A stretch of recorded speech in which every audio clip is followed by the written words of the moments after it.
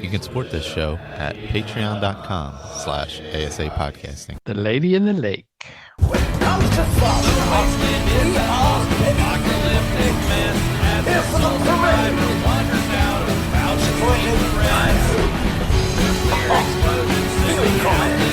Real comment. Welcome to Helvetia. Fast suffering. We are still preparing for the festivities, but do return soon. Our sausages are the worst. Hello and welcome to the 540th edition of the Fallout Feed. I'm Andrew, joined by a flock of my favorite Fallout folks. Tonight, I've got Jess. What's up, Jess? Hey, Andrew. Greets, everybody. I am ready to march with Robit soon. And also, Mr. Ray. What's up, Ray? Hello. That you pulled that off flawlessly. Yeah, that was perfect. Sounded you couldn't tell at all. Thanks for joining us here tonight on the Fallout Feed. That'll be all good night. Tonight on the show, we have some gameplay we will go over here at the top of the show. And then we are getting into our roundtable stuff. We are continuing our adventures in the Mojave. This time we're going up to, what is it, Nellis Air Force Base, I believe? Yeah, things that go boom. Visiting things that make you go boom. And we'll see what they're up to with their airplanes and bombs and ants and all sorts of dating and weird stuff going on. Children, like, leading history tours and, you know, them letting any doctor try whatever healing practice they want. Okay, let's get into it. Let's roll it. I love it. You know? Well, I mean, if you kill the patients, you lose reputation. Well, honestly, so that. No one has stepped foot off of that base in over 50 years, so who can blame them, right? They're a bunch of weirdos. Yeah, maybe doctors dress in weird Raider gear these days, or checkered suits for some of us. Or a weird skull head or something. All right, so we got some iguana bits to get into as well, a feedback from Lee, and if we have time, we have a game or maybe two. No, probably just one. All right, so let's go ahead and roll right in, see what everyone's getting into, and say, hey, Jess, did you have a chance to play any video games this week? I did, but probably not the ones you're expecting. I mean, well, you are expecting Little New Vegas. I played some New Vegas, but just for the quests. Made it to the Boomers, did a few things for them, but I have not finished that quest line yet. You know, so when we get there, we can talk about it. It's very open with the roundtable stuff as far as the Boomers go, because we all have overarching quests, but you can actually complete the assigned quest this week by simply saying, nah, ignore them. Like, that's one option you can totally do. Hey, kill those guys. They said they said you were ugly. They didn't like. They had bad things to say about you, Mr. House. Let's go take this. Yeah. Instead of they looked at me funny. It's really like, I'm too lazy to go all the way up there. Let's just say fuck those guys. Did you know if you tell Yes Man that you're ignoring them and like you ignore all the facts he wants you to go to, he's got like an answer for each? Like, wow, they seem like they'd be awful helpful, but you're the boss. Or, oh my goodness, it's not like that'll bite us in the ass when the time comes. I saw someone post from that same conversation an image. I forget exactly what the comment was, but their caption was like, and this quote here explains Fallout New Vegas to a T. You know? So it's, yeah, that's lots of good stuff pulled out of that. Yes, man. Yeah, I think I actually know the quote you're talking about, where he's essentially, you're telling him how you might proceed, and he's like, it's really whatever you want, which is what some people talk about. The great thing about New Vegas is you have choice on so many things and how you approach it. You can do any of these things or not do it at all. Not do any of them. You can be my buddy, or you can decommission me entirely. Who am I to object? I really don't care. I really do love Dave Foley as Yes Man. He's pretty great. But games I did play this week, besides a little bit of New Vegas, I actually played a game called Crime Opera. I'm not going to get deep into it. It's another one of my visual novel things that I've been doing. But I just wanted to mention it because, you know, I'm finding that when I'm craving story, but I want to get a little quicker, that visual novels are really scratching that itch. I mentioned a couple weeks ago that I think they're becoming one of my favorite genres after, the usual RPGs and strategy and stuff that I like. This crime opera, it was dark. It was a dark, dark story. It's essentially you're playing as the children of a mafia family when things go off the rails, and how the children perceive it and what's going on with them. And yeah, it was pretty good. But just how old are the visual kids? Novels? They ranged in age from 6 to 15 that you played as. Yeah. But because it's a visual novel, a lot of it is, it's mostly reading with the occasional choice. And this isn't what I necessarily recommend to people, but I just wanted to bring it up because it's funny. A lot of my dames have been, they are in a major book phase lately. Shalene always is, but Jen's reading all the time. Both Sarah's, Sherry, they're all reading all these books. And I'm like, I read. Mostly dialogue choices and Fallout and Starfield. But I'm like, I'll branch out. I'll read visual novels. It's all like, hey, if audiobooks count, maybe visual novels do too, kind of. But I'm enjoying it. You said you wouldn't recommend someone start with this one. Which one is a good one to start with? No, yeah, this was Crime Opera, The Butterfly Effect. And I actually have the next game to Crime Opera, something else. I don't know. It's I liked it enough that I wanted to play the next one, so I grabbed it. But yeah, while I'd recommend some like Slay the Princess, I highly recommend, and each of them have a different flavor. That's the neat thing about visual novels. Like some of them, it's all about dating. Some of them are actually adventure and choices, like Telltale stuff. Some of them are really deep. Like technically, there's a narrative adventure and visual novel. It's kind of a spectrum. Like a true visual novel, you're essentially just clicking all the way through with the occasional choice. And then a narrative adventure, you're doing a lot more choicing, sometimes even walking around and stuff between characters and actually controlling character and all that. It's a spectrum there. I'm finding I like all over it. But yeah, Slay the Princess I'd recommend. A bunch of others I'd recommend. Doki Doki Literature Club, like I said. But this one, probably not. But if you see it in my play history, if you see in my achievements up there, I did enjoy it. I enjoyed it a lot. I also... Slay the Princess seems like they're spinning it on its ear a little bit there. Yeah, Slay the Princess was awesome. It was awesome because the whole idea of flipping that fairy tale thing of, you're going not to rescue a princess, but to kill a princess. But why? Who wants to do this? Why do they want you to do this? It's great. It was really good. And there are plenty of others like that. Like Silior says, video game version of the Choose Your Adventure books. And that's really what a lot of them are. Whether it's... That was like my favorite genre of book as a middle schooler, like right. When everyone's bugging you to read and read and read all the time, and then you read and then they give you shit for what you read. They're like, no, you told me to read and I'm reading, and now you're saying that this choose my own adventure's not literature. Go fuck yourself. Of Mice and Men. Choose your adventures, pick your path. There were a bunch of them too where they were kind of hybrid between like a D&D campaign and an adventure book. Oh, where you that's even had to roll a character. Nuh-uh.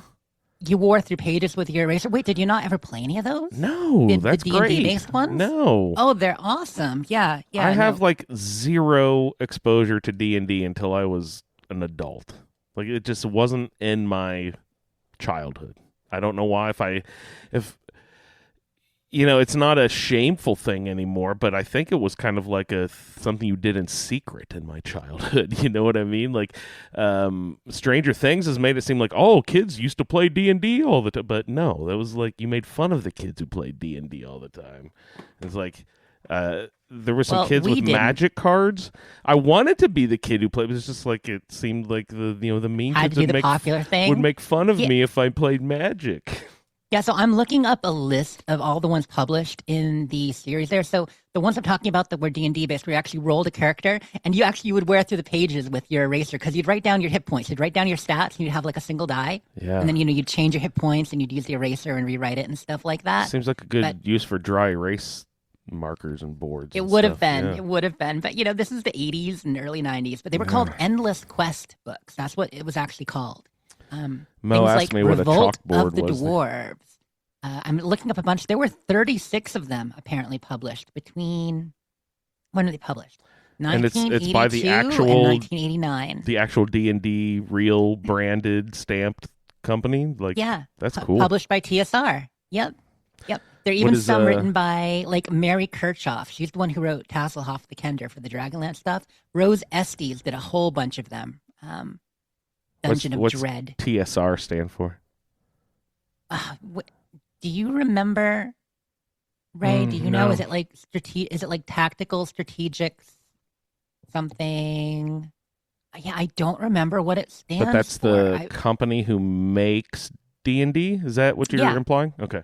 Started by Gary Gygax. They're the publisher of Dungeons & Dragons. And let's see, Tactical Studies Rules. That's what it is. Tactical Studies Rules, not strategy. Studies. Is that original person still involved with the company? They were for a long time. Gary Gygax, I think it's actually Gygax, not Jax. I don't know, but he passed away. I think the other one, Dave Arneson, should still be alive. He was one of the other main people in it. No, he passed away too. Oh my goodness. That didn't mean to bring everybody down. Yeah, but in the last 10, 15 years, it seems like all the founders are no longer with us. Well, but they were involved for a long time. But keep in mind, like, eventually... It was founded 53 years ago, so... Yeah, and eventually, they did end up overdoing some things, and they were bought by Wizards of the Coast and all that, and so now they're definitely different. I think Hasbro owns Wizards of the Coast that owns TSR, so they've gone a long way since then, for sure. He-Man. Yep, but why did I don't remember why we brought that up. Your adventure, your game. adventure, right? Yeah. So anyway, they are similar. People in chat who are saying like those kind of books are absolutely right, and I should find one for you, Andrew, because I do think you would enjoy them. It was a lot of fun growing up. It was very much like Hero Quest or those kind of simplified D&D campaign type things. Good times. But I also booted up Morrowind this week. No way. It was in the conversation. People were talking about it. There was a quote from Bruce, another interview article, which good interview. But there was the whole thing where talking about going back to games, and people brought up the remakes or the things, and he mentioned Morrowind, and he had a quote that, taken out of context, sounds pretty bad, where he's like, he said, "Go back and play Morrowind and tell me that's the game you want to play," talking about why it might not be remade as it is. But the full article, the full paragraph, he was discussing, how the game could be remade, but if you're going to put the effort into it to bring it up to certain standards and all that, it would take a full team. Could take 3-4 years. And if you're going to put 4 years into it, why not just make a new game instead of remaking the old? And the whole argument that they have that it's still playable and that you can enjoy it in the way that it was originally made. And they should take the hint that, hey, we don't like the new shit you're doing. Do the old stuff again, man. Right. Well, we got that with Oblivion. And it is funny because there was a bit of a backlash online, as there is so often. But in this case, it was just people talking about how much they enjoy Morrowind and still play it. And last time I really played Morrowind was about 8 years ago. It was shortly before 76 came out. I haven't played it again since then, really. I mean, I loaded in a few times, just to see. But yeah, I installed it. I loaded into my character. I walked around a bit. My character had left off. He was in a Skull village out there on, not Vardenfell, Solstheim. That's the, because you go to Solstheim for Dragonborn and Skyrim, but you go there for the werewolf DLC in Morrowind. So that's where my character was. Talked to some people around the Skull village and such, and I'm like, yeah, this is cool. So then I left. Solstheim is a featured location in 2 DLCs on different games from different generations of consoles. Has it ever? It's not been a main concentration ever, though, right? No, it's too small for that technically. But it is an island that is populated by both, the Dunmer, Dark Elves, and the Reeklings. Norse. Come on, Reeklings. Yeah. Jabba who? It's not just a clever nickname. Have you ever smelled a Reekling? Nasty. But yeah, so Morrowind still runs. But I tell you, there's a reason why we don't have photo mode in Morrowind. I'm like, I should get some pictures, and I'm playing for a little bit. I'm like, I shouldn't. Pictures. No. I have a few, but that's all good. So besides that, Morrowind, some visual novels, and New Vegas, that's all I played, but I did get my pickling in. I saw that you highlighted the pickling last episode, so I will tell you guys, I pickled so much. Pickling. I pickled sausages. I pickled beets. I pickled eggs, a deep ruby red hue. Delicious. So are you doing a sweet pickle, a sour? What are you doing with especially There's with the a teeny bit of eggs? sweetness in there, but you asked ahead of time, like if I was using an old family recipe, and I am. This recipe was from my nanny, my great great grandmother, back in Pennsylvania, and it's been passed down like 4 or 5 generations. Which it's just a regular recipe. Beets, cloves. Cloves is one of the main ingredients. There's some salt. There's a little bit of sugar in there. A few other things, but the big things is beet juice and cloves and, little red wine vinegar mixed with your regular vinegar. And it's delicious. I love it. So I got all those in. I've got 2 large jars, like 18 eggs, 3 pounds of sausage, like about a pound of beets. Jess's house is going to be a stinky fart fest for the next couple weeks, you guys. It is not. First of all, gross. Yeah. Well, you're set for the winter, so let it snow, let it snow, let it snow. There you go. It's true. I a sausage a day. I haven't had much more than that, but it's been good. Had maybe 2 eggs and 3 sausages since I did it, but yeah, it's great. I'll share pictures in the food channel. All right. That's pretty much my week and my gameplay. You need to combine my favorite 2 things with the pickling and then the fermentation. You're gonna pickle and ferment something. That'd be fun. Do some sudsy pickled Alcoholic egg juice. pickled sausage. I don't know. Don't mind if I do. Pickled pepperoni schnapps, please. All right. Well, let's turn and see if Ray has had a chance. Ray, do you have a opportunity to play any video games this week, sir? Still on the road, so not a lot of game time, but I have been enjoying this Septimus mod pack that I downloaded from Wabajack, and so it's been fun getting used to that. Figured out it's definitely a harder play than vanilla was, but it's got a lot of interesting stuff to it. So I've been exploring that quite a bit. Didn't get to do any pickling, sadly, but I'll make up for it when I get home. I hope so. I think I've got some pickled carrots and daikon in the fridge at home that I'll be able to nom on when I get there. Yeah, they only get better with age. But good stuff. Yeah. So not much else. All right. Well, my gameplay might be just as efficient. Remember last week I said I was playing Ocarina of Time. I was going to bust through that really quickly because I was so excited to play Wind Waker because I upgraded to the thing where you could have GameCube games where you could stream. So I got all of my, I ordered a new controller. The charging dock was being a little weird, so I got like a new hook up everything. Like I'm getting prepared, you know what I mean? I'm new equipment even for this run through a Wind Waker. I'm getting pumped. And then, awesome. Get it all set up and ready to go. Last weekend I sit down, I'm like, okay, let's get this going. And go to fire it up. And I can't find it anymore. I'm like, what the fuck is going on? How do you do blah, blah? And then a little internet sleuthing reveals that is only for the Switch 2. So I got myself all pumped up to play Wind Waker on my Switch. But I can only do it on the new console, which, okay, I probably should have read fine print, but they did not make that clear when I was signing up for that service. You know what I mean? They were not like, hey, by the way, this is only for the new console that just came out. This is not for your old. Like, they didn't make that very clear. It's like, and I did it on the Switch, so you would think that they would say, oh, by the way, this thing you're purchasing, you cannot play it on the system you're purchasing it on. You would definitely think that. You would think they would say something. Yeah, that would be good customer service.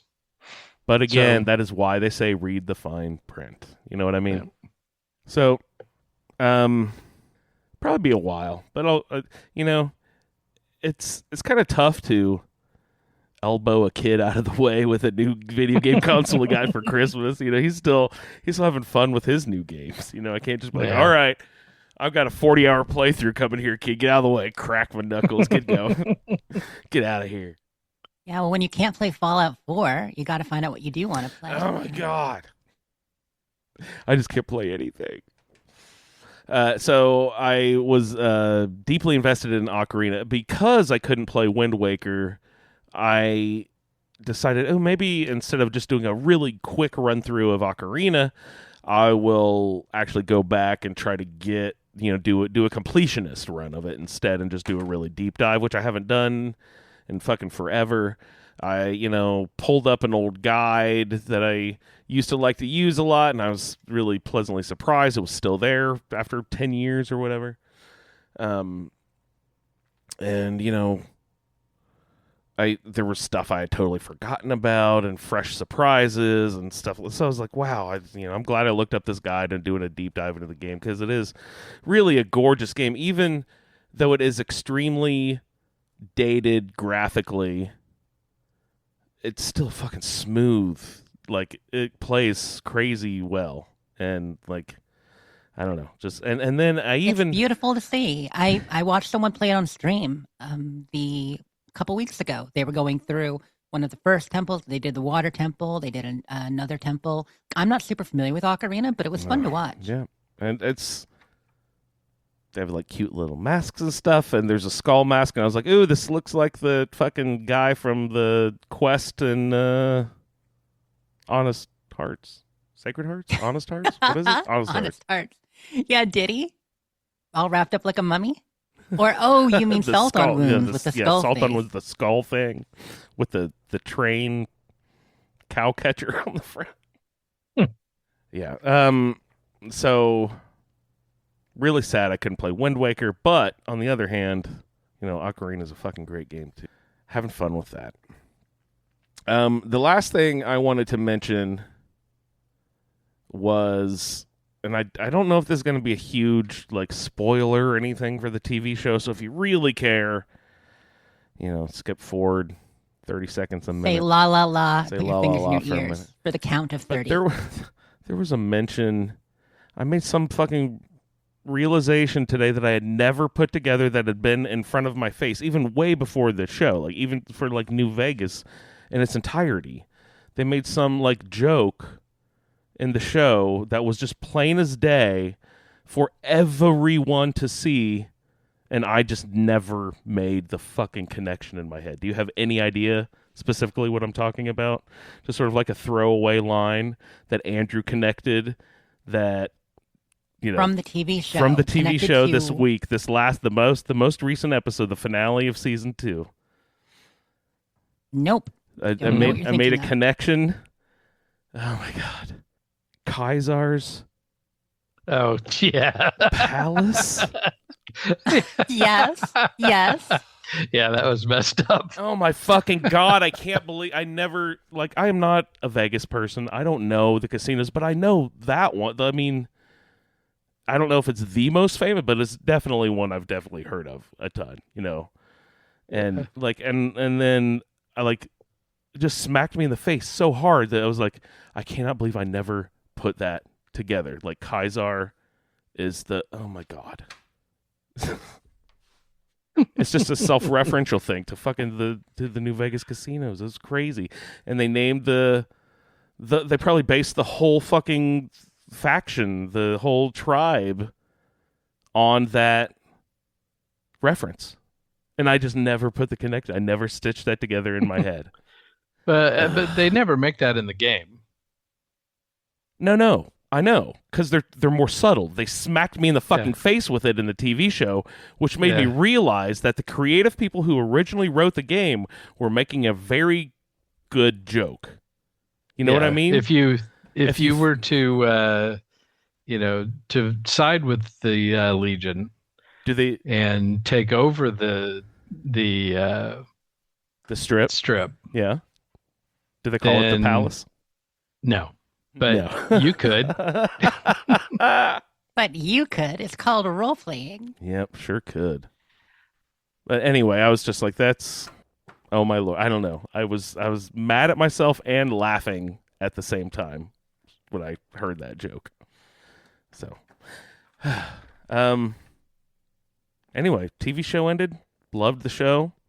Need to do a rewatch of that. And then I think we're planning on gathering our thoughts and doing a rewatch and putting together a few more episodes of Vault Talk that we did. People will believe it when they hear it. Well, then they hear it. It'll happen. It'll happen. But yeah, I'm excited to do a rewatch now. I can't decide whether I want to rewatch season 2 and then go back and watch season 1 and 2 together, because I'm gonna start doing that thing where when you watch shows and you start from the beginning every time, you get tired of season 1 because you watched it 5 times, because you go back and watch the whole thing before each new season drops or whatever. So, like, I don't know if I want to kill this show. You know what I mean? Like, yeah. Will was saying he was going slow with it. I think this might be a slow roast type thing. Appreciate it. Yeah, the thing is that season 1 is very standalone, from season 2. So you can get, you get to know some of the characters, but for the most part, story-wise, not really there. Season 2 and season 3 are just the continuation of the same story. So that's going to be a different listen, when you go through that. What we already know what season 3 is going to be. Well, no, according to but the we have an ending idea. of season 2. Yeah, we have an idea. Without getting into it here with spoilers, there's a definite direction that certain characters are going, and a few things who might show up. So you think, even though they had, it was in the first episode of the show, was the, wait, what's the thing called? Not the mulligan, the thing that everyone's chasing through a story. MacGuffin, yeah. The MacGuffin is in, like, the first, isn't it? The first episode? Yeah, second Cold episode? Fusion. You're talking about Cold Fusion, which people, are aware from season 1. No, shush, Jess, no. Spoilers. But yeah, so that's around. So it's all about that, right? It's all continuation. It's all the. You think it's just really think season 1 is way more standalone? Yeah. Season 1 is an introduction to the main characters. Yeah, and the setting. You're meeting the 3 main characters and a few side characters, and you're getting a feel for the setting. 2 is a bigger story. They're actually they're juggling more plot threads overall, and the characters are a little more separate, and it is very much about the story, and of course, fitting in plenty of references. Yeah, and Thaddeus. Yeah, and Thaddeus. But pearls of wisdom. I used to make money for a living too. Used to make money for a living too. That is great, and that brought up another, spoiler conversation. Skip another 8 minutes ahead if you haven't watched the show yet. You can't flag spoilers after the fact. Okay, yes, you can. Really go there. I can do whatever. When Thaddeus dropped all those caps, that's when I did think, wait, how much would all that weigh? Right. I was just thinking. You're talking about it in Discord and in our DMs. And I did some minor calculations. I was just curious how much it would weigh to carry around 10,000 caps. It was 10,200 and some caps is 50 pounds. And I'm like, God damn. Could you imagine if they actually charged us for that carry weight? If the money you were carrying around actually had counted against that carry weight, it'd be awful. Yeah, well, you did the math here. So your math is 1 cap equals 2.2 grams. Okay? Mm-hmm. In a pound, there's 453.5 grams. So that right there, a pound would be about 220 some caps, about 210, 220 caps. So 10,216 caps is 50 pounds for only 10K caps. And I mean, you're not getting mantis greaves for under 50 pounds. Right. Or say, you need the implant to be able to carry all your caps. Oh that's my 4,000 God. caps right there, 6,000, whatever it is. That's a vicious cycle, dude. Right? You can't even carry that. You need the caps, but you can't even carry them. Can't get them there to get the implant because you need the caps, but you can't carry them. Yeah. Take them there one at a time. Bag of holding, basically. Like we definitely, no wonder Follows Chalk says we drink a lot with all them bottle caps. I mean, 100 pounds of bottle caps on me in the constant Zion. The constant like shuffling and sound. You'd sound like you were in power armor, except for no, you're just rich. And all those ridges poking you. I mean, yeah. You'd be cut all over from handling those caps. Someone made the point, oh, you need an entire trash bag to carry around. And Lee was like, trash bag would tear. Those sharp corners would.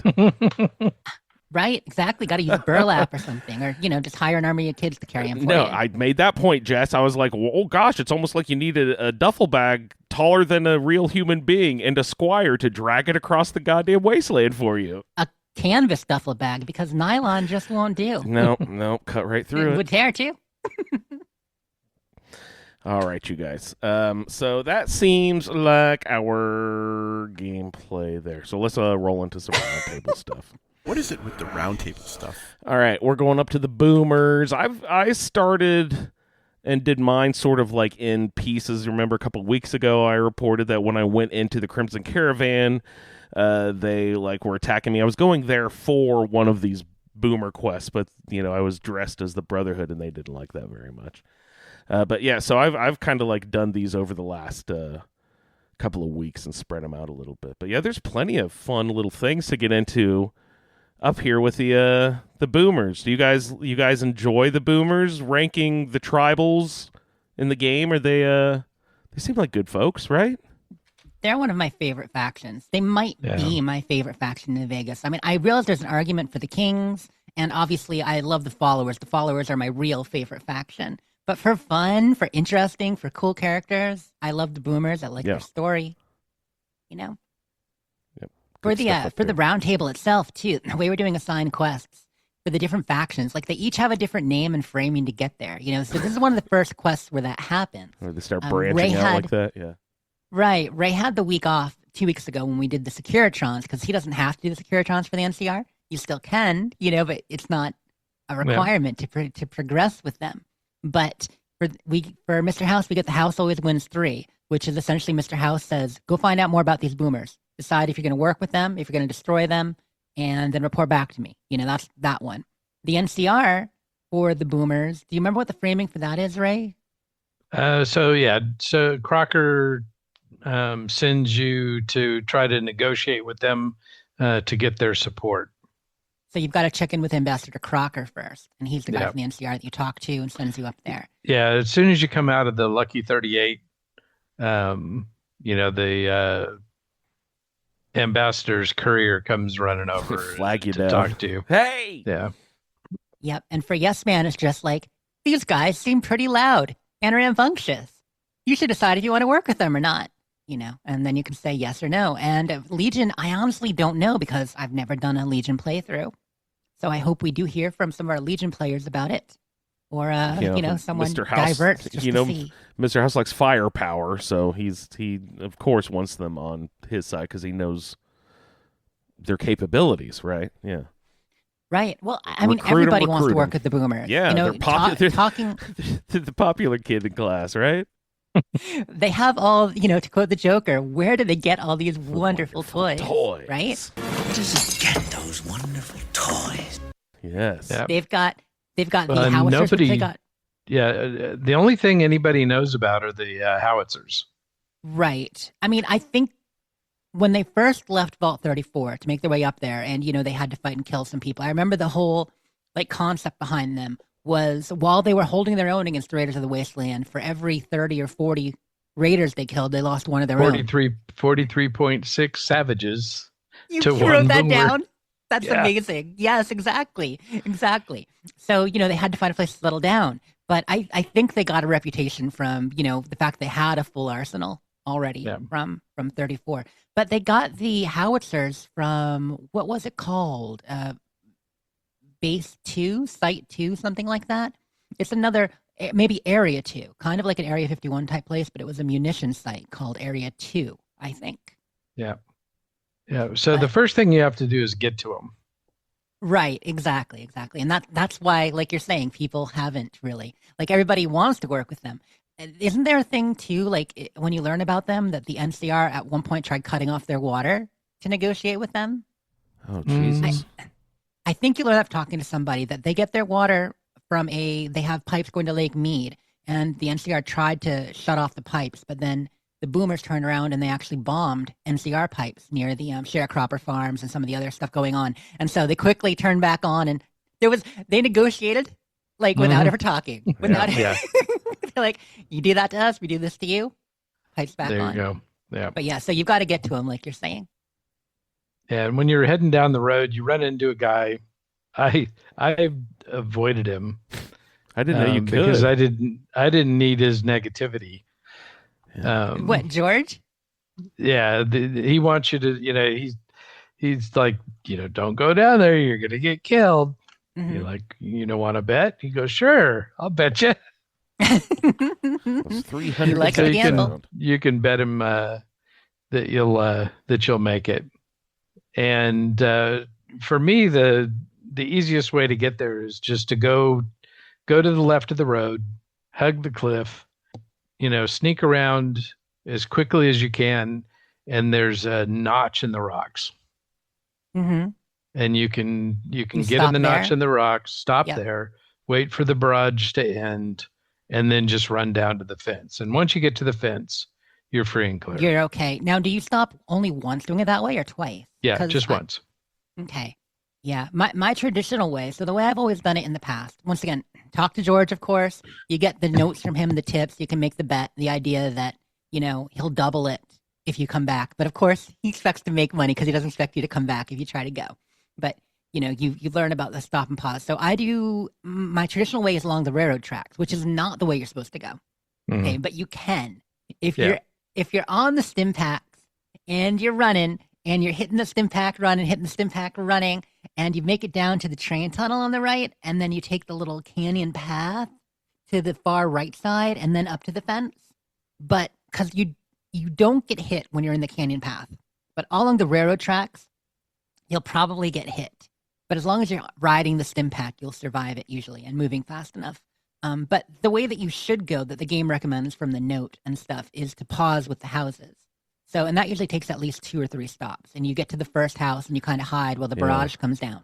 And then it pauses for 8 to 10 seconds. And you run to the next house and then pause while the barrage comes down. And I forgot the path. It took me a few tries, but I remember finding, it's this corner of the house, because I was in the house, but I was on the wrong corner of the house. So I died by, the area. Yeah, you've got to kind of be in the far corner. You know what I mean? Like the one along the way to get there. Really the one that is the least bombed. Like that's kind of your indicator that's the safest spot. Yeah. It's to go to the wall. Think, they can't reach this spot. That's why people. Yeah. But I think they drop 13 or 14 rounds, and then they've got to reload, and that's when you get your 8 to 10 seconds to run, and they do another 13 or 14 rounds, and then they pause. But if you're only having to pause once, that's good, right? Yeah. Yeah, if you get into that notch in the rocks, even when the car next to you blows up, you're protected. Mm-hmm. And so I didn't take any damage. So then as soon as it stops, you're just a few feet away from the fence. It's not so close that you can actually make it without getting bombed. Right. You have to have that lull in the bombardment.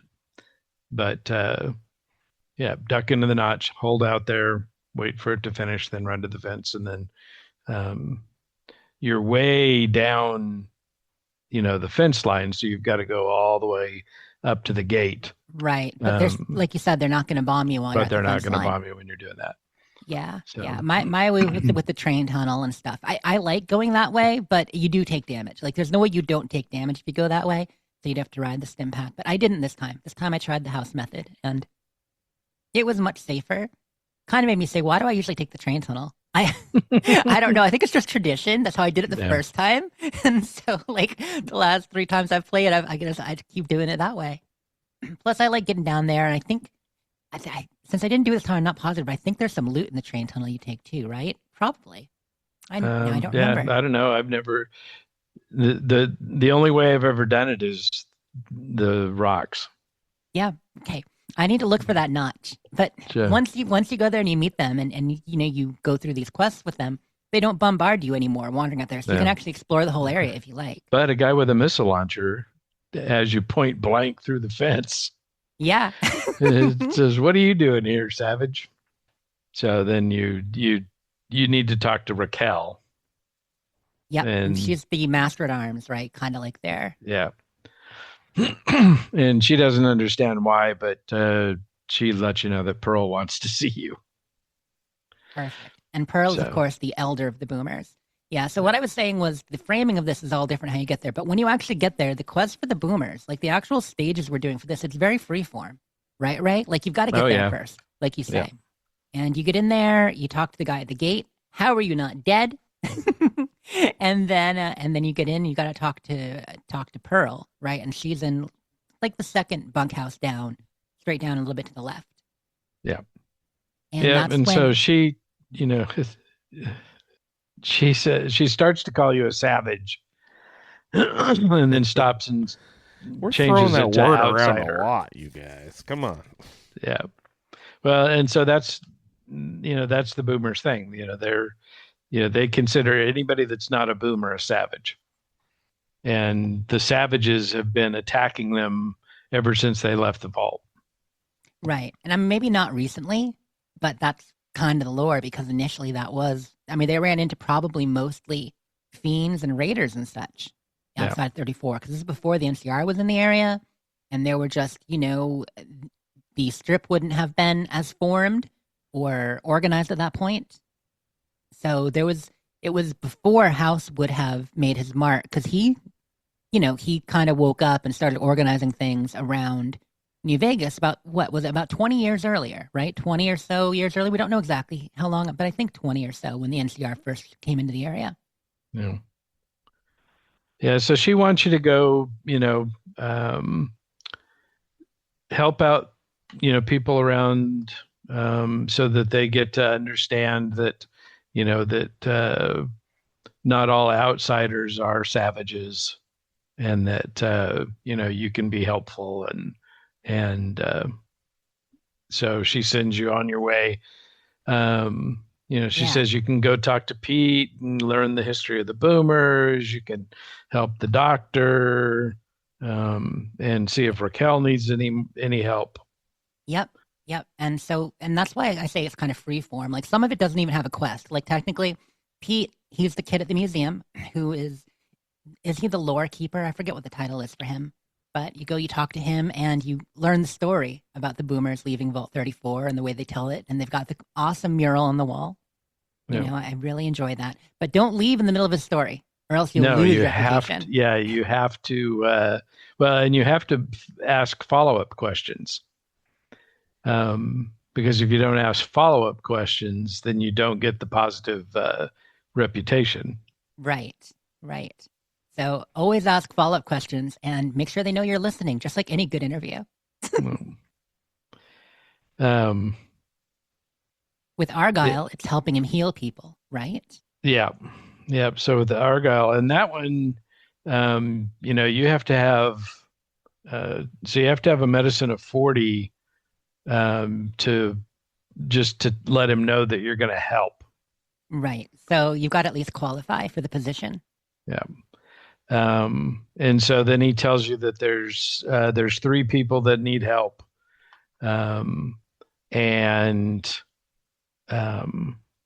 So I was in a little, I had to do a little finagling because my medicine was only 35. Oh, so But- did you read a magazine?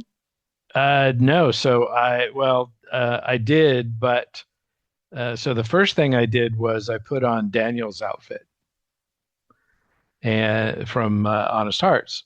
Okay. Daniel's outfit gives you +5 medicine. Nice. So that put you at 40. So you could at least. So that start put it. me at 40. So that let me, tell him that I would help out. And help the first guy. He was a level 40 check.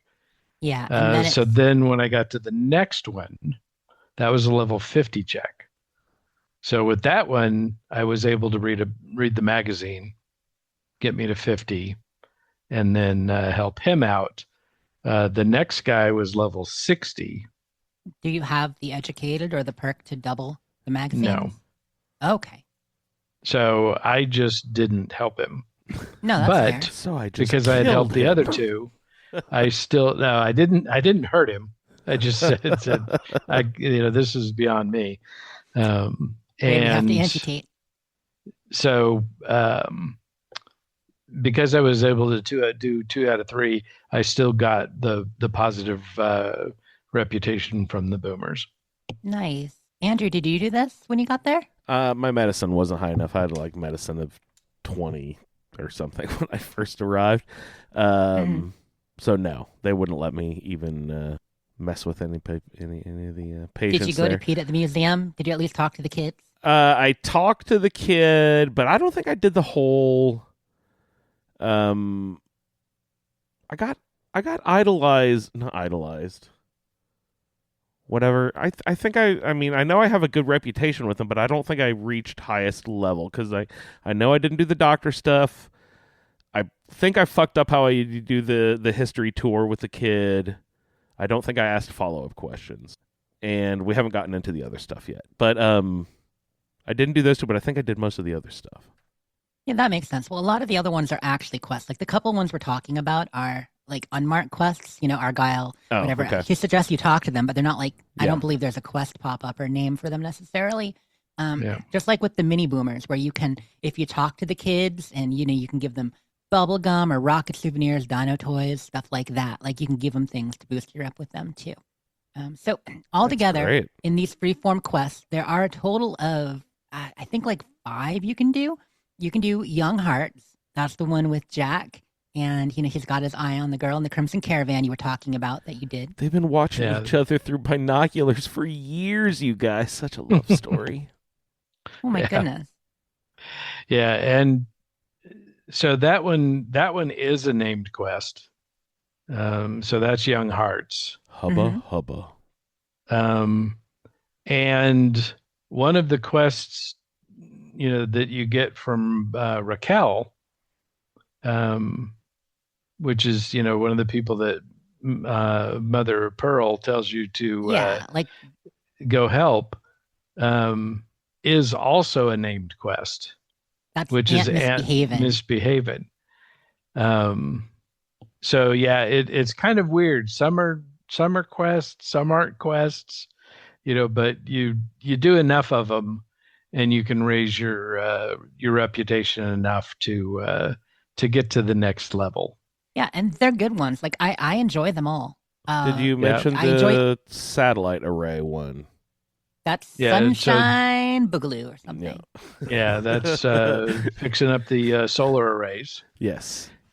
So, and I had done Helios already, so I was like, "Fuck, here again."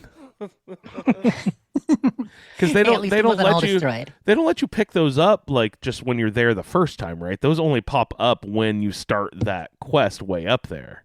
Right? No, they're there. Are they? Could have I picked them up the first time I was there and not ever had to go back? Man, if you were very thorough. Fuck that. But you would have had to have known. Skill. Yeah, you'd have to know that they were there. Yeah, but you do. You still have to have the row. So with the ant mission, because I'm so sneaky and have my rat slayer, I picked off all the ants. Them ants are dangerous. I ended up placing the transmitter in there, just to help them out in case anything else showed up. But I had already picked them all off from up in the scaffolding, and so then went and finished that one up. And Raquel was surprised that they lost. They had so many people injured. In trying to take that, she can't believe you did it by yourself. Right. I mean, well, that's why you're in the medical tent healing people, is because a lot of them were injured fighting the ants. They lost 2 boomers. I mean, the ants are dangerous. The ants are very explosive. So I haven't done ants or Sunshine Boogie this time yet. I made it there. I talked to the doctor. I did the museum, and I got all the quests. Like, got all the quest starts. You know, I met Loyal. I went into the mess hall area and stuff like that, and met everybody. But I haven't had a chance to actually do these and get enough reputation yet. Yeah. So, and I had also done the Young Hearts.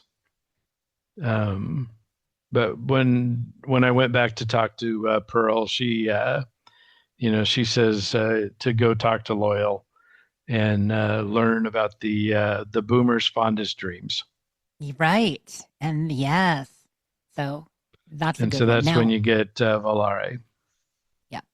And Volare is kind of the overarching quest here, right? Like, do you start Volare when you first talk to Pearl, but you don't know why it's called that until this point, right? I don't know if the quest started then or after I had reached the reputation and went back and talked to her. Okay, that makes sense. But yeah, you do get to the point where you get enough reputation, you do enough, and go talk to Loyal about our fondest dream, and that's where you learn about the bomber. The Lady in the Lake. Yes. Like, I mean, you already heard about the Lady Lake if you talk to people who talk about, training. And I think Pete mentions, about that fondest dream, during the tour and stuff. But you don't know much about it until you actually talk to Loyal, that there's, an actual basis for it. Yep.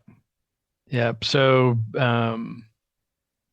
you talk to him, he tells you, I had a high enough repair that, or science, one of the two, that, I was able to figure out that the way to raise it was with ballast. And he was like, oh, yeah, nope, that's the way you do it. And so here, take these. No, seriously, here, take them. And then he said, that Jack had been working on the rebreather. Because you ask him, how am I supposed to get down, to put these on the bomber? And, I can't breathe underwater. And he's like, well, go talk to Jack. Yeah. So you go talk to Jack. If you don't have a science of 45, then bring a pressure cooker. Yeah. Pressure cooker. I thought it was repair. Is it science? I don't remember. This one's science. It's 45 science.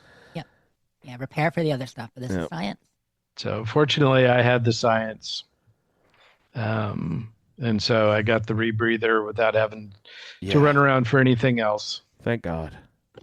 Yeah. Me too. Thank God. So since I had done this quest before, I knew enough to go back to the Lucky 38 and pick up Boone, so that I had some help when I went to the lake. Yeah. Those lake lurks are no joke. Well, but even worse is that warehouse right next to the docks with all the cazadors. Oh, shoot. Not having been there this time yet, I forgot. But yeah, that is right there. Like, if you're very careful, you want to track them, but you usually there's like 6 cazadors in there.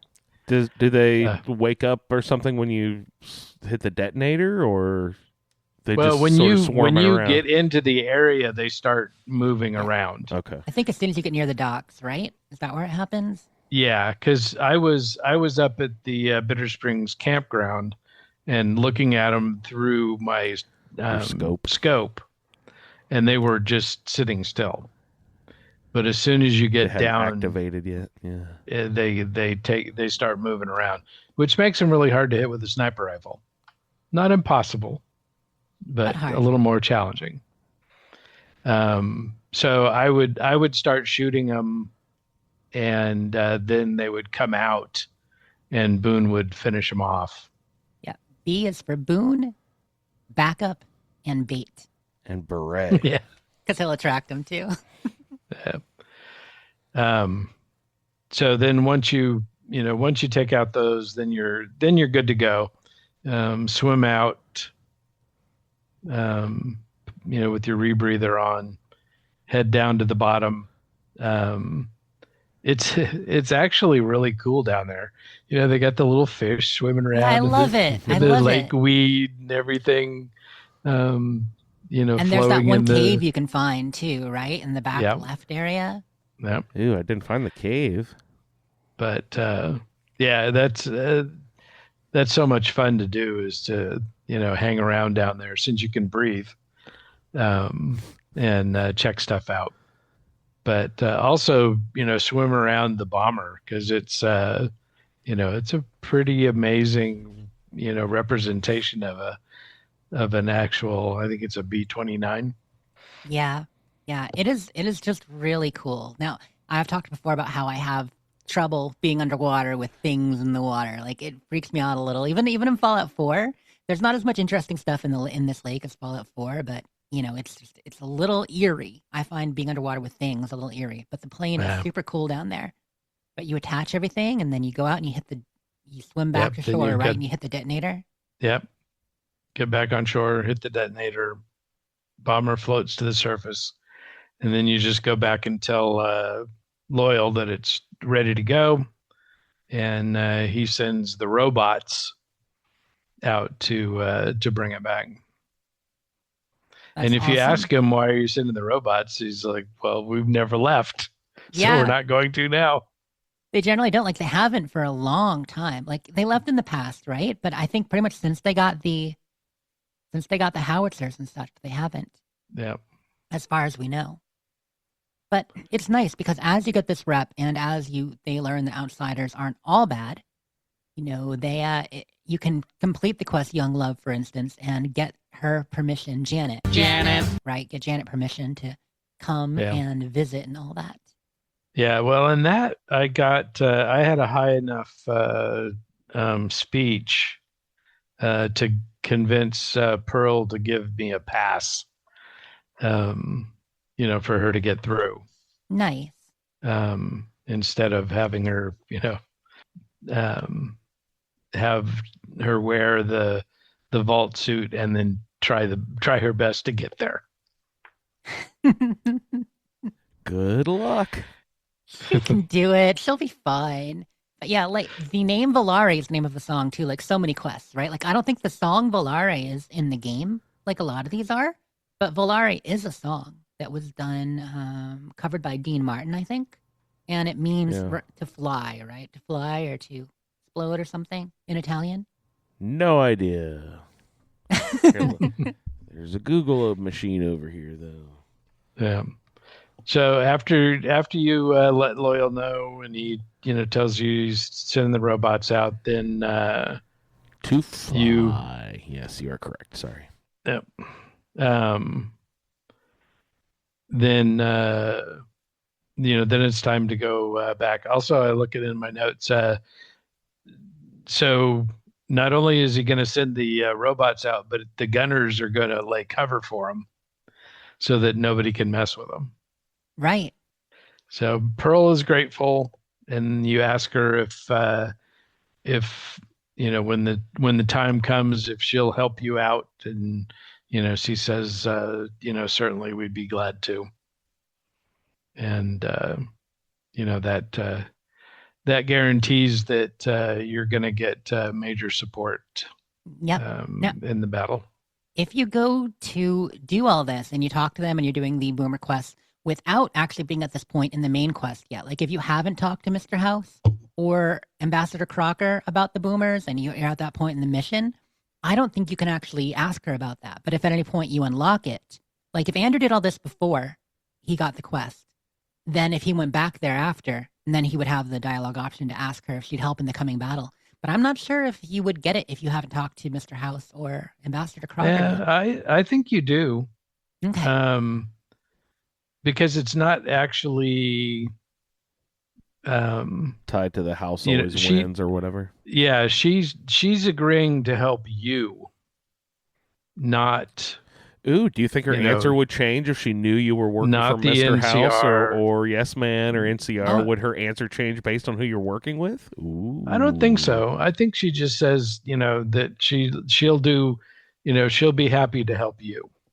Yeah, that actually makes good sense because that very much fits with the boomers' idea of independence for themselves and not generally trusting outsiders, but you've proven to not just be an outsider. When you finish the questions, I haven't again this time yet, but do we get a boomer flight suit or flight jacket? We do, don't we?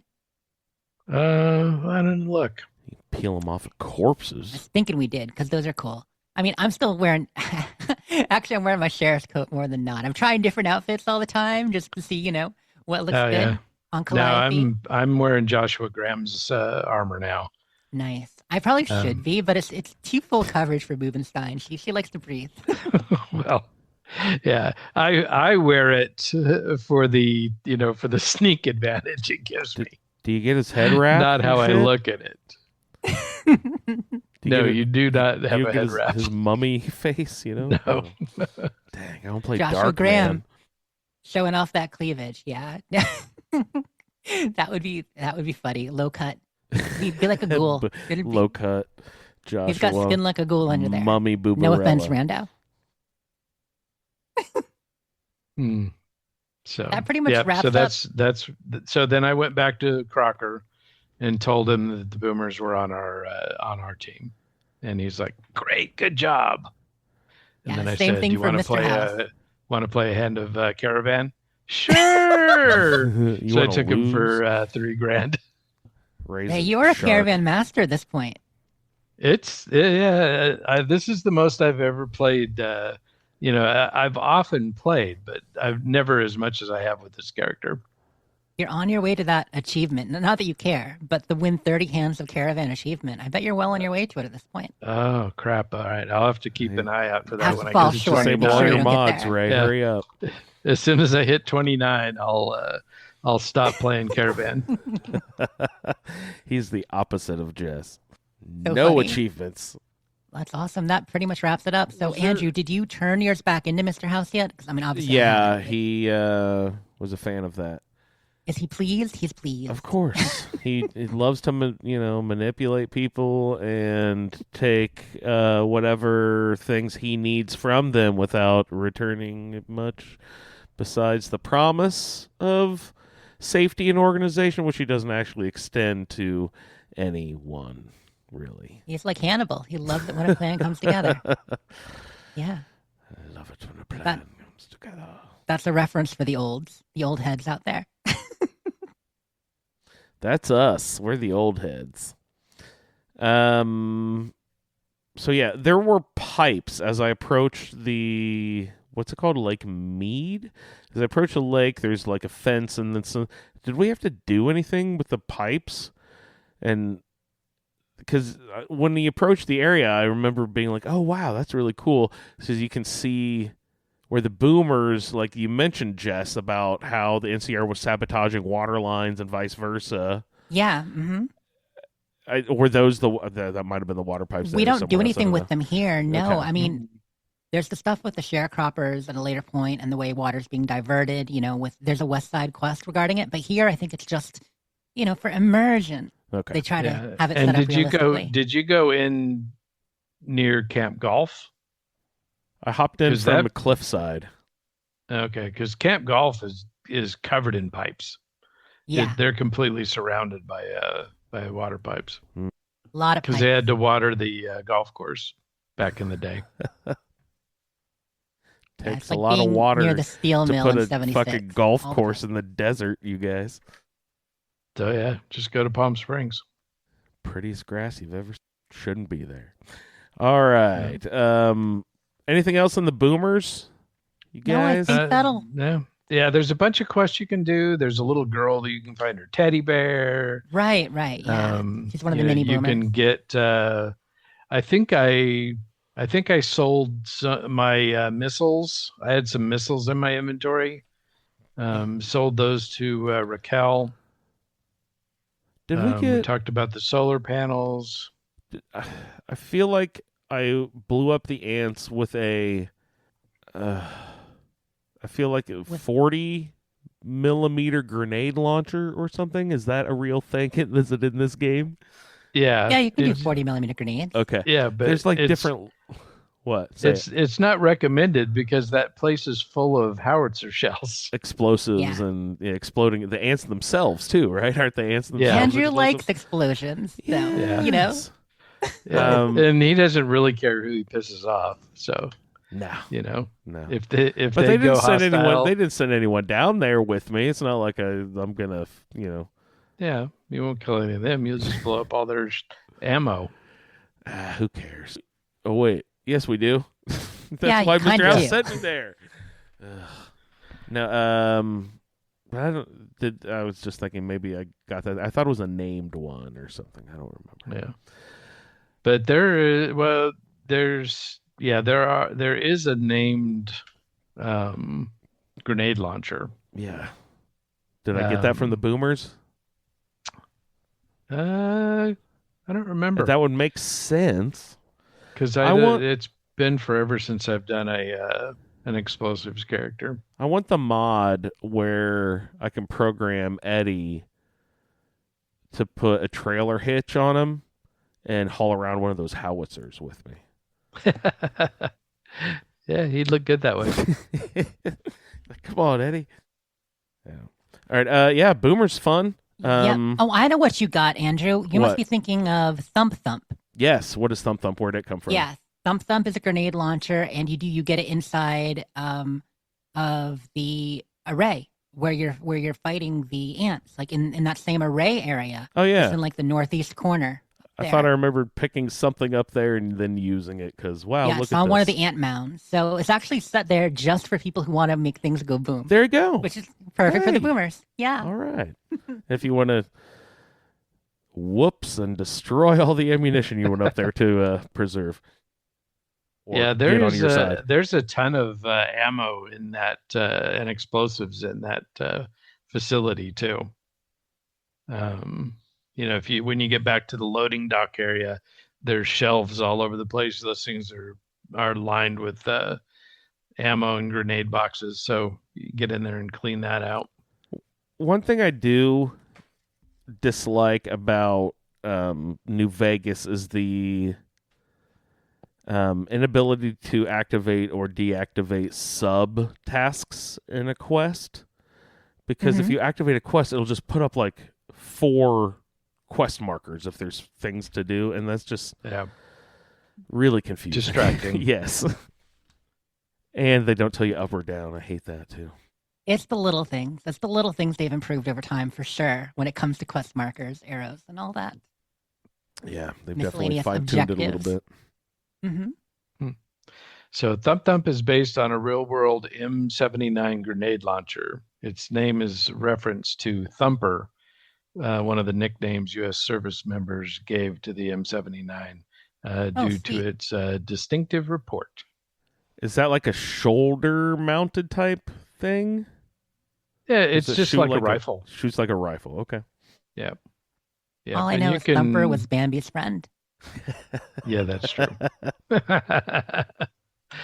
Which is probably why, they named it that. Well, people have heard us talk enough. I think instead of going into the Iguana bits, you want to go and play that feedback we got from Lee that we didn't get a chance to do last week? We can definitely do that. Let's listen to some feedback from our good buddy Lee. We make feedback.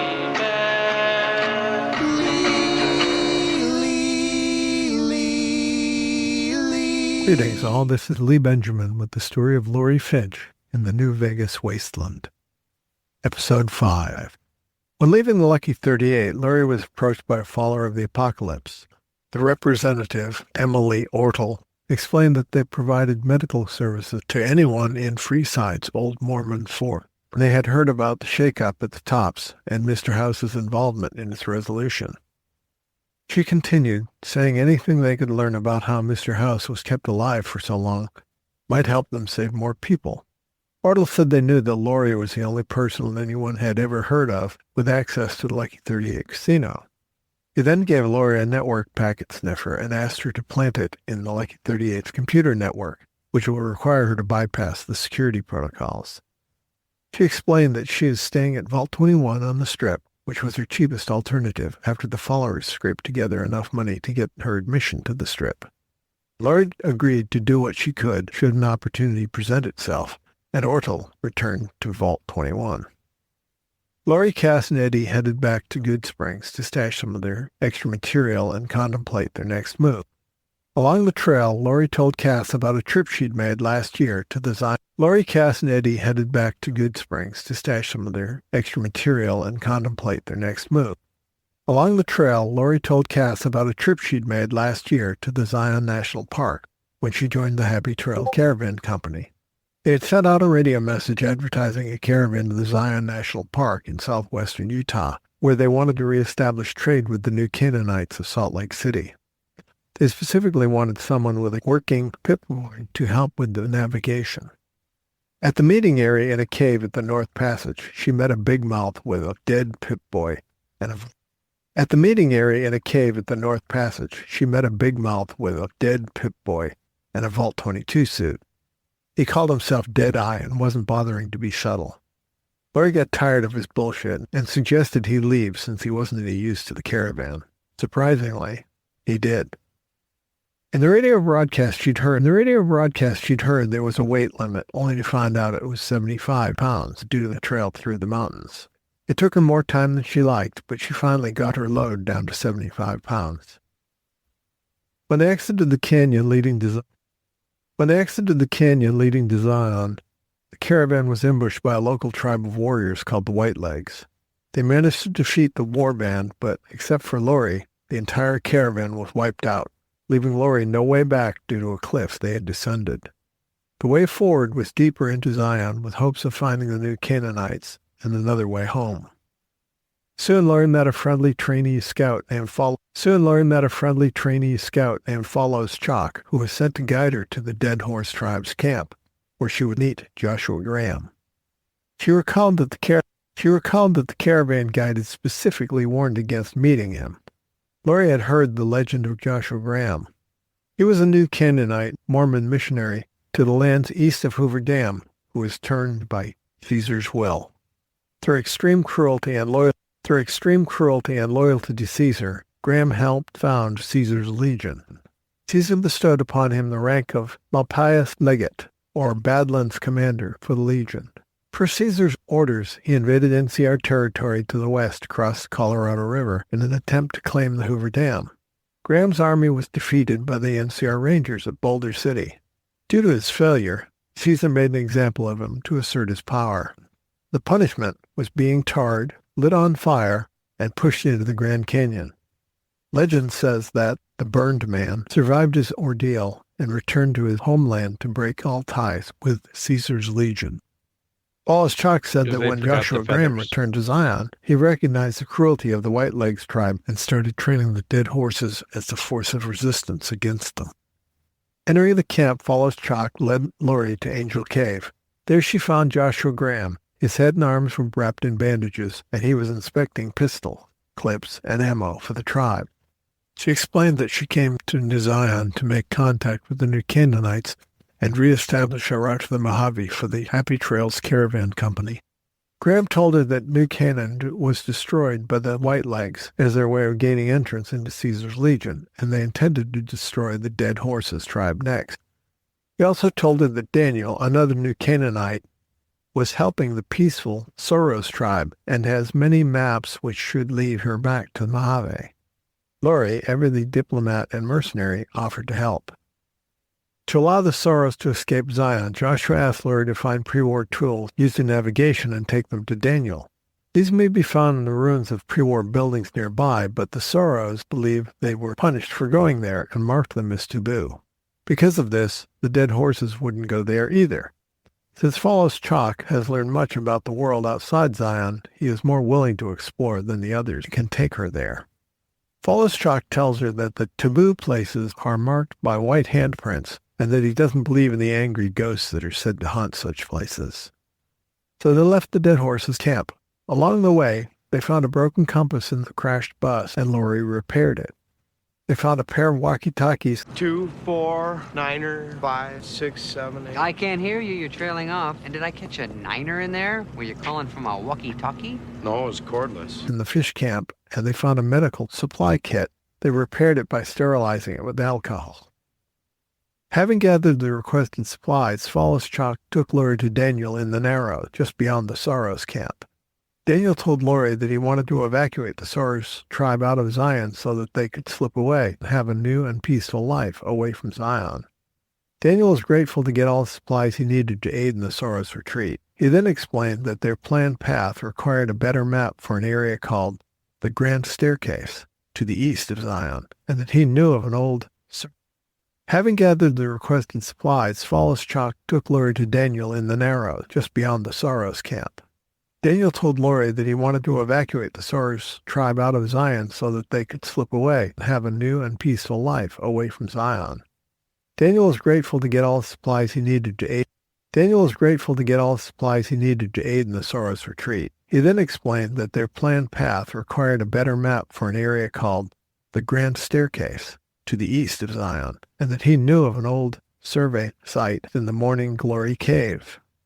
Laurie agreed to go and fetch it. Having finished his task of delivering Laurie to Daniel, Fallis-Chalk returned to the Dead Horses camp. Daniel provided another guide named Waking Cloud, who specialized in stealth, a skill that would be helpful in their foray into Whiteleg's territory and the cave. Laurie shared some equipment with Waking Cloud, and she chose the Mantis Gauntlet as her weapon and a woven cowboy hat to supplement her clothing. While leaving the Narrows, Joshua Graham came up to them and quoted scripture to justify his plan to kill all of the Whitelegs. He knew that Daniel didn't share his feelings and wanted to protect the innocence of the Soros tribe. Laurie told him she'd think about it and might try to convince Daniel. Her current quest might change her mind toward Joshua's plan, but for now, she opposed the nuclear option. With his message delivered, Joshua Graham walked away. They contemplated what Joshua had said and continued to the south. To Morning Glory Cave. Near the Patriarch's campground, they were attacked by both a Whitelegs patrol and green geckos at the same time. Waking Cloud nearly died.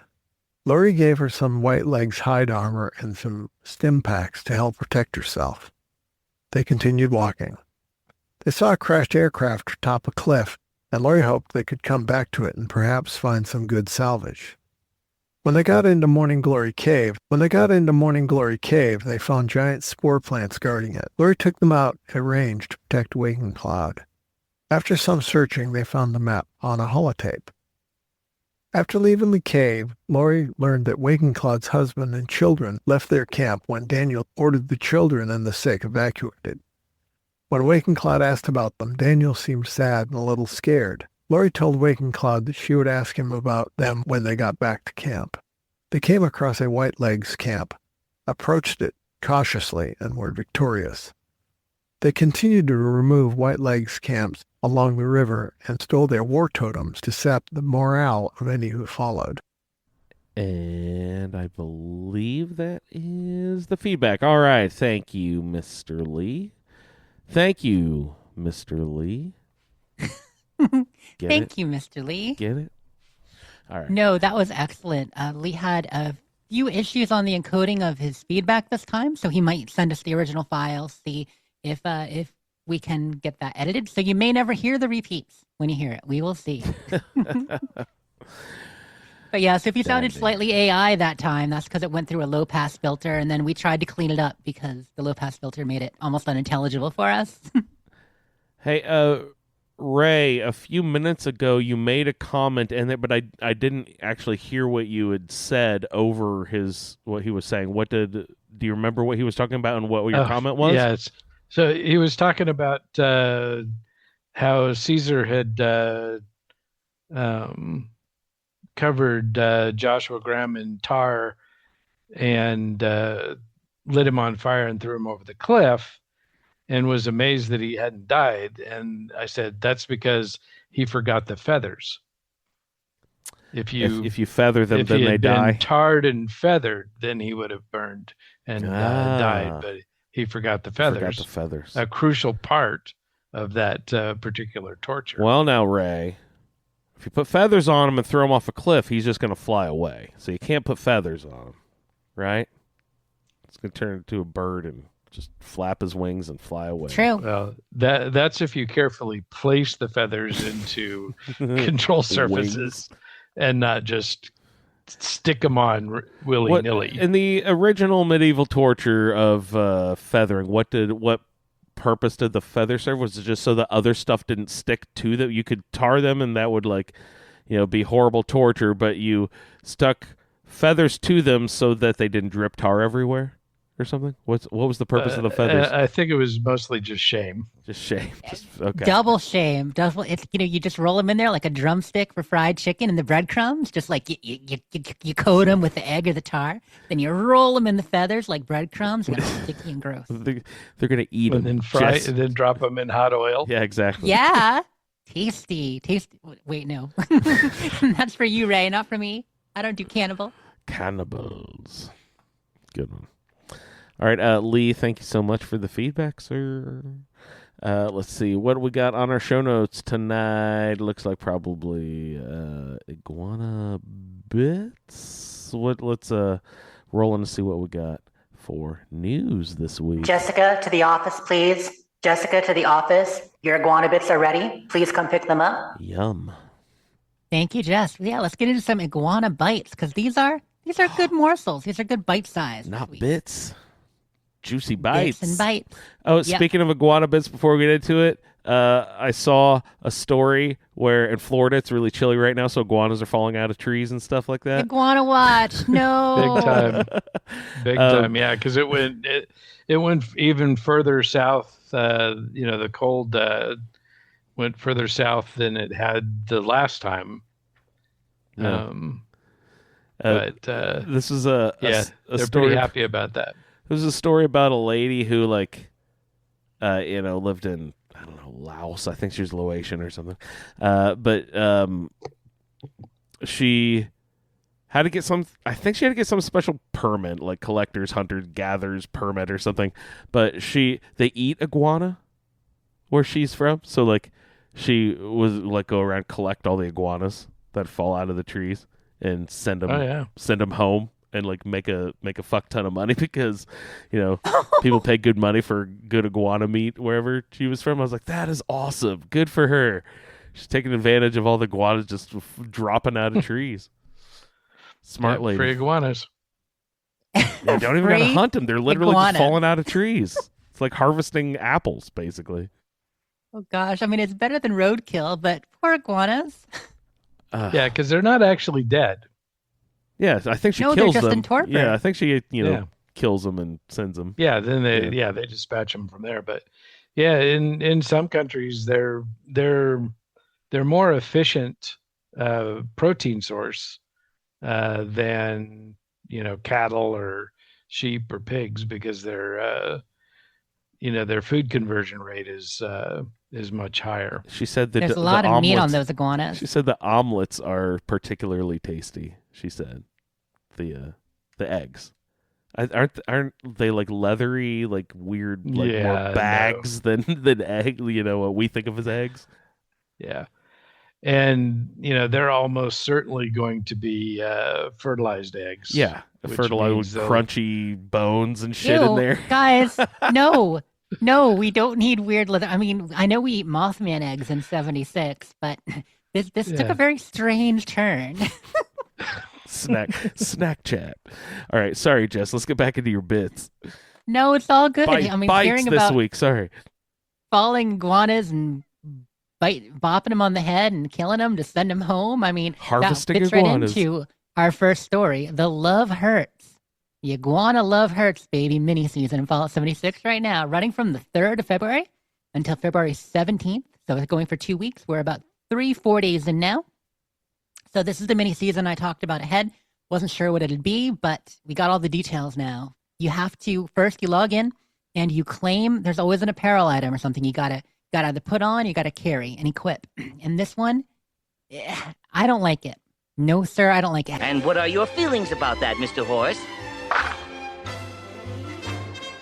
No, sir, I don't like it. Have you guys seen this helmet yet? I have not.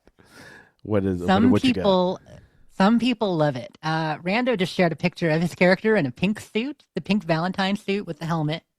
There's a better look at the helmet for you if you just want to see that. But yeah, it's like a pink cow-spotted motorcycle helmet with like Mothman eyes and a mohawk made out of bullets. Oh, it's fucking Ghost Rider. Yeah, it is the Tough Love helmet.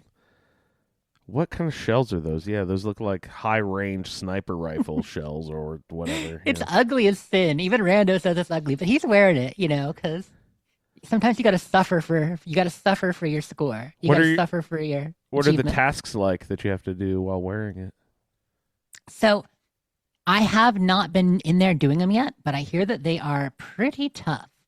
So if you go through on the achievements so far, you can. I mean, like always, you can do them. You can do them on a private server, you can do them on a public server, but you cannot do them on a custom world server. So the challenges, let me see, the challenges are things like, catch fish with the helmet on, kill things with the helmet on, all the usual stuff. Maybe somebody in chat can fill me in since I haven't actually done any of them yet. But let's see. Actually, no. I do have a list here over on Duchess's site. Who goes fishing with a fucking Ghost Rider bullet helmet on? Come on. So here's the easy ones. Collect medics while wearing the Tough Love helmet. You need to get 10. I believe you need to get 10 medics. You got to collect medics while wearing the helmet. You've got to scrap junk while wearing the helmet. So that's easy enough. Craft cycle while wearing the helmet. That's not too bad. Collect a toxic soot flower while wearing the helmet. Travel on foot for a certain distance while wearing the helmet. So yeah, those aren't too bad, actually. Not bad. And that's just week 1. And then week 2, it's going to be the same deal, but it's pretty much all about collecting and making things. You got to harvest a bunch of plants, carrot flower, brain fungus, fire caps. Collect Radaway, collect meds, all that. If you complete everything for week 1, you get 1 reward. If you complete everything for week 2, you get another. Rewards, and then of course, if you get everything all together, you get another. So you can get the Piercing Love bow skin. You can get a Love Hurts marquee photo mode logo, which just says, Love Hurts, Guide to a Raider's Heart. But the big thing that most people want is you can get a bunch of the Dom Pedro mods. So Dom Pedro is the Ghoul's gun. And I mentioned last week that they'd be giving us some mods to make it more like a rifle. So you can actually rifle it. You get a Dom Pedro. You get a rifle stock. You can get a barrel stock. You can get sights. You can also get player titles. Oh, I mean, these are actually pretty cool. So you get the player suffix masochist. So that's an interesting one. You can also get infatuated. You can get gruesome. So you could be like a gruesome masochist if you wanted. Be the or cool you could technically be like masochist. Yeah, beloved masochist. At this point we're getting some different titles. You can like mix and match all kinds of things. One of the coolest things you get, and you'll see in Rando's photo if you click in on that, if you are in Discord. You can get Raider poetry signboards. So here's an example of Raider love poetry. Roses are dead. Violets are too. The nukes obliterated all, except my love for you. Oh, that's actually pretty sweet. Good job, Raiders. Here's another one. Raiding and killing. All I want to do today. Killing and raiding. Yeah, that one's not quite as sweet. So a bunch of fun stuff. There's a couch. There's a little Love Hurt signboard, stuff like that. So again, put on the helmet, do the challenges. I thought ahead, some people said that they were kind of annoying, but reading them, they don't look that annoying. So we'll see. The only time it's annoying is if you can't find the plants you're looking for. Is the bow that Rando is holding part of it? Yes, that's the Burning Love bow. Burning Love bow, okay. That's Well, really whatever cool. I like the how new it's... bow is. The Burning Love is the old one. This is the Piercing Love. So the old one was Burning Love. This is Piercing Love. Yep. So fun stuff. They're saying that getting the toxic goo. Let's see. Was it toxic goo? Digestive goo. Yeah, because you need digestive goo to make Psycho. But here's the thing. You don't actually need to do all the challenges. So you can do all the season challenges, and you get tickets for them, and then you trade them in to get stuff off the board. And again, on these mini seasons, you always have to get them in order. You can't just redeem the things you want. You have to redeem in order. So you get this item first, then this item, then this item, then finally the one you want. But all you need are tickets. So if you skip these challenges, you can just use your tickets for the regular season to get stuff. So it's not that bad. That's kind of their compromise that they're doing these days. Next up on the bits, the Sunset Sarsaparilla bundle. So that was, we mentioned it a couple weeks ago when it first came out.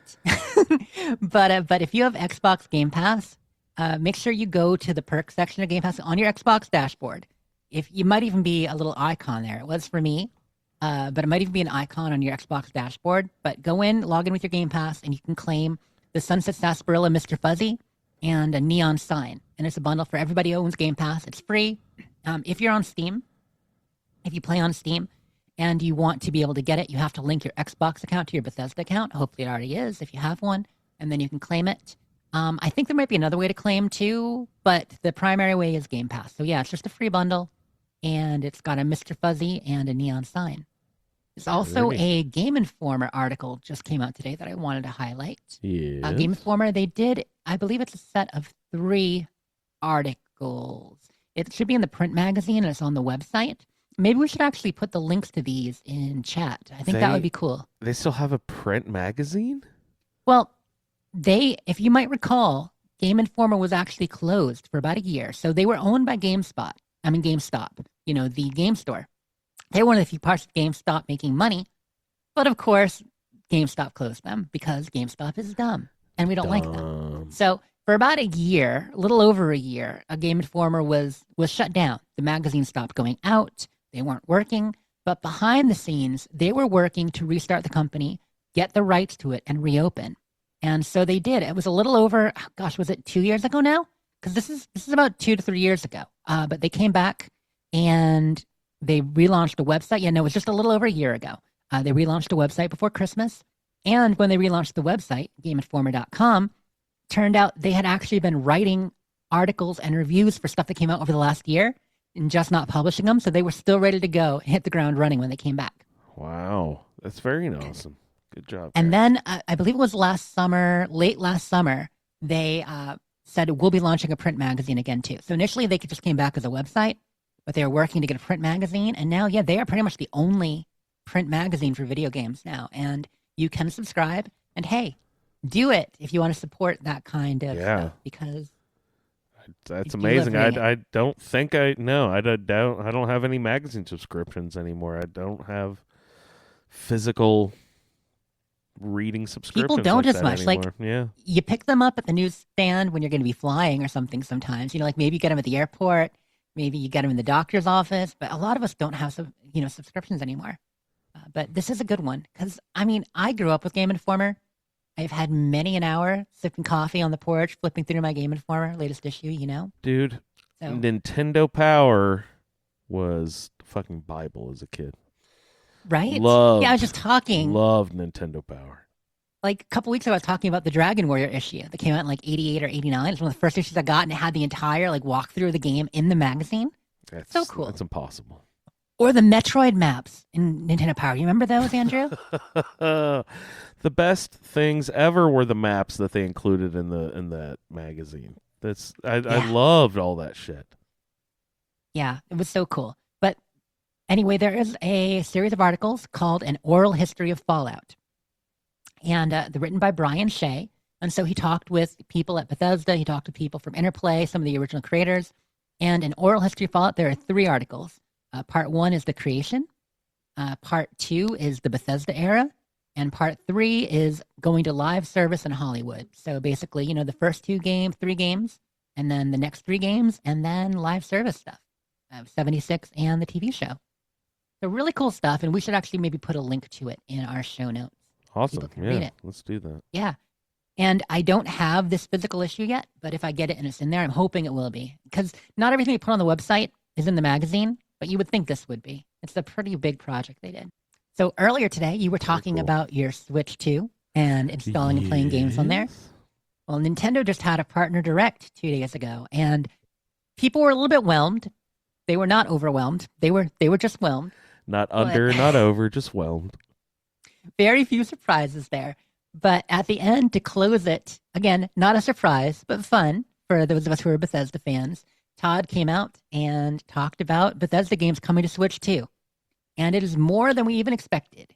They are doing Fallout 4 Anniversary. It's going to be out on February 24th. Todd was at the Nintendo thing? No way. It was really? It was a pre-recorded. It was pre-recorded from the Bethesda office. All right, that doesn't count. Yeah, a lot of the directs at this point, a lot of them are. I was almost going to be impressed there for a second, Jess. I didn't actually watch the direct, but the clips I saw was from the studio, so I don't think he was there in person. Yeah, I didn't actually watch the entire thing, so I don't know. Sorry to interrupt. Go ahead. No, it's all good. So he announced 3 Bethesda games coming to Switch 2. So finally, they're making the move. And we knew this was happening, but we got more details now. So Fallout 4 Anniversary, newest version of Fallout 4, is coming February 24th. So later this month. And this is the Anniversary Edition. That's soon. Yeah. With all the DLC and Creation Club items. So, Andrew, if you want to buy it a 4th time or whatever. Yeah, just why not a 5th or 6th? I'll just, fire up old, just buy it as many times as I can. Yeah. I'm going to eventually own as many copies of Fallout 4 as I do Skyrim, and that is a lot of copies. Yeah, it'll be interesting to see if the Switch 2 manages to acknowledge your DLC and allow you into the Creation Club. Yeah, the version that they are selling on it is the Anniversary Edition that should have all 6 DLC and the 7th DLC for the Creation Club roll-up. Yeah, tell that to the PlayStation people. Right, yeah, exactly. They're having an issue. I haven't checked in with Kevin recently, but he was saying that there's all sorts of issues with all the Creation Club and yeah, I mean there has been they've resolved some of them. It wouldn't even start, right? The game would crash upon start. So there are a couple different things for PlayStation. Lord. One of the biggest things is some people it's not recognizing they owned a DLC, like Ray is saying. So their Far Harbor, their Nuka World, all that is missing. They don't have it, but they can get into the game, and some of them have it, some of them don't. Some of them get into the game and can access creations, but not the DLC. It's just messy. Wow. On PC, all the DLC ownership issues were fixed last I knew, and things are running. And on Xbox, everything is running fine. Last I knew for most people, but there are individual issues still. But the PlayStation is still the worst of them right now.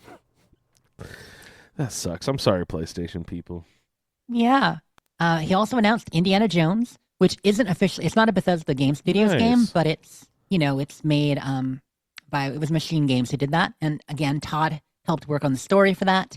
And it's published by Bethesda and Xbox. But so that's coming on May 12th. I know Bob loved it. I'd never actually played it yet. Yeah, it's really good. I put 5 hours in. I just got into the Vatican and wandered around the Vatican a bit. It's not my style game so much. I enjoyed it, but it's not totally my style. A lot of stealth. It's got some Splinter Cell stealth fighty aspects, got some adventure aspects, but man, it looks really cool. Some people made it further and really enjoyed it. What I'm hoping is that it's exactly like Uncharted, because when I played Uncharted, I thought this is what I want an Indiana Jones game to be. Right, that's what a lot of people thought. They thought it would be more like Uncharted. It's not. Fuck. And no, it is. There's similarities, but there's less. I think there's a little less gunplay. There's more whip. There's more whip stuff. I'm willing to make that exception. Yeah, that's great. I like and a little play. more, talking and adventure sexy, stuff. But But yeah, it's similar there. Necrosis and bullwhips, of course, is our stance here on the Fallout feed. Absolutely, it is our stance. But yeah, Solior played it and he finished it. I know a few other people did too, and they enjoyed it. But you don't need to shoot as much as Nathan Drake does in Uncharted. But otherwise, there are some similarities. It looks way better too.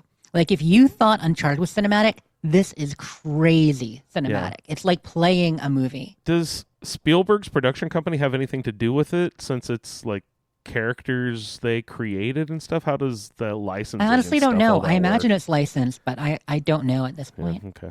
But it's coming out May 12th with the Order of Giants DLC. So it's the game and the DLC.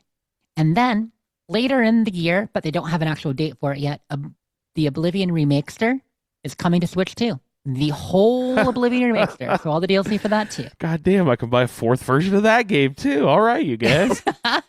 Exactly, and that's later in 2026. Why is it all games I played before? Give me something fresh. But you notice they didn't mention Starfield. What? Yeah, no Starfield. Come on, give me. I want. Starfield, of course, but Fallout 5, Skyrim 2. Come on, get on it. Something tells me that won't be coming to the Switch 2 first. Switch 3, though, right? Right around the corner. Switch 2 Switch 5. exclusives. Oh, God. That would start a riot in the video game world. It's a me, a Dovahkiin. Yeah, no. That would... That guy retired. Oh. Martinique, what was his name? Now I'm forgetting Martinet. Something Martinet. What's his first name, though? I don't remember. Silior will tell us. Yeah, he's an... Charles Martinet. Thank you, Charles. Silior. I knew it. He's on it. but no, yeah, he is the voice of Parthenax. I forgot about that, right? Yep. I totally... He's Party that's so Snacks, too. fucking weird that Mario and Parthenax are the same goddamn voice. So strange. He does so many. But Starfield's not coming because probably it's a little bit too intense with the graphics engine and everything in it. I mean, it has to work hard to run. They only had it 30 FPS at first on, the powerful consoles, let alone Switch 2. And then there's Creation Club. Not Creation Club, Creations and all that. So I don't know if Starfield will ever come there. But where it is coming is the PlayStation 5. So while they still haven't announced a date, and they still haven't announced the new DLC that some of us that we know is coming. but there were leaks, and the leaks said this is via I believe it's Insider Gaming with Tom Warren. I'm sorry, I don't have this written down right now, but I think it started over there. Anyway, a number of sites. It's all over now if you watch Starfield news, but I think it started with Insider Gaming, and the leak says it might be coming to PlayStation April 7th. And that would be probably when the update or DLC releases as well. Now, we don't know if we're getting a whole bunch at once or if they're spreading it over the year. And we don't even know if it's actually coming to PlayStation because it's not announced. But, of course, we know that it's coming to PlayStation. So April 7th, that sounds good to me. That sounds like it could be real. But it's a leak from a reliable source. But... we know how reliable sources are sometimes. Yeah, that just lets me know that I need to make sure that the updates are turned off for Starfield. Yes, turn off your update before April, right? Otherwise, you make it an April Fool's surprise.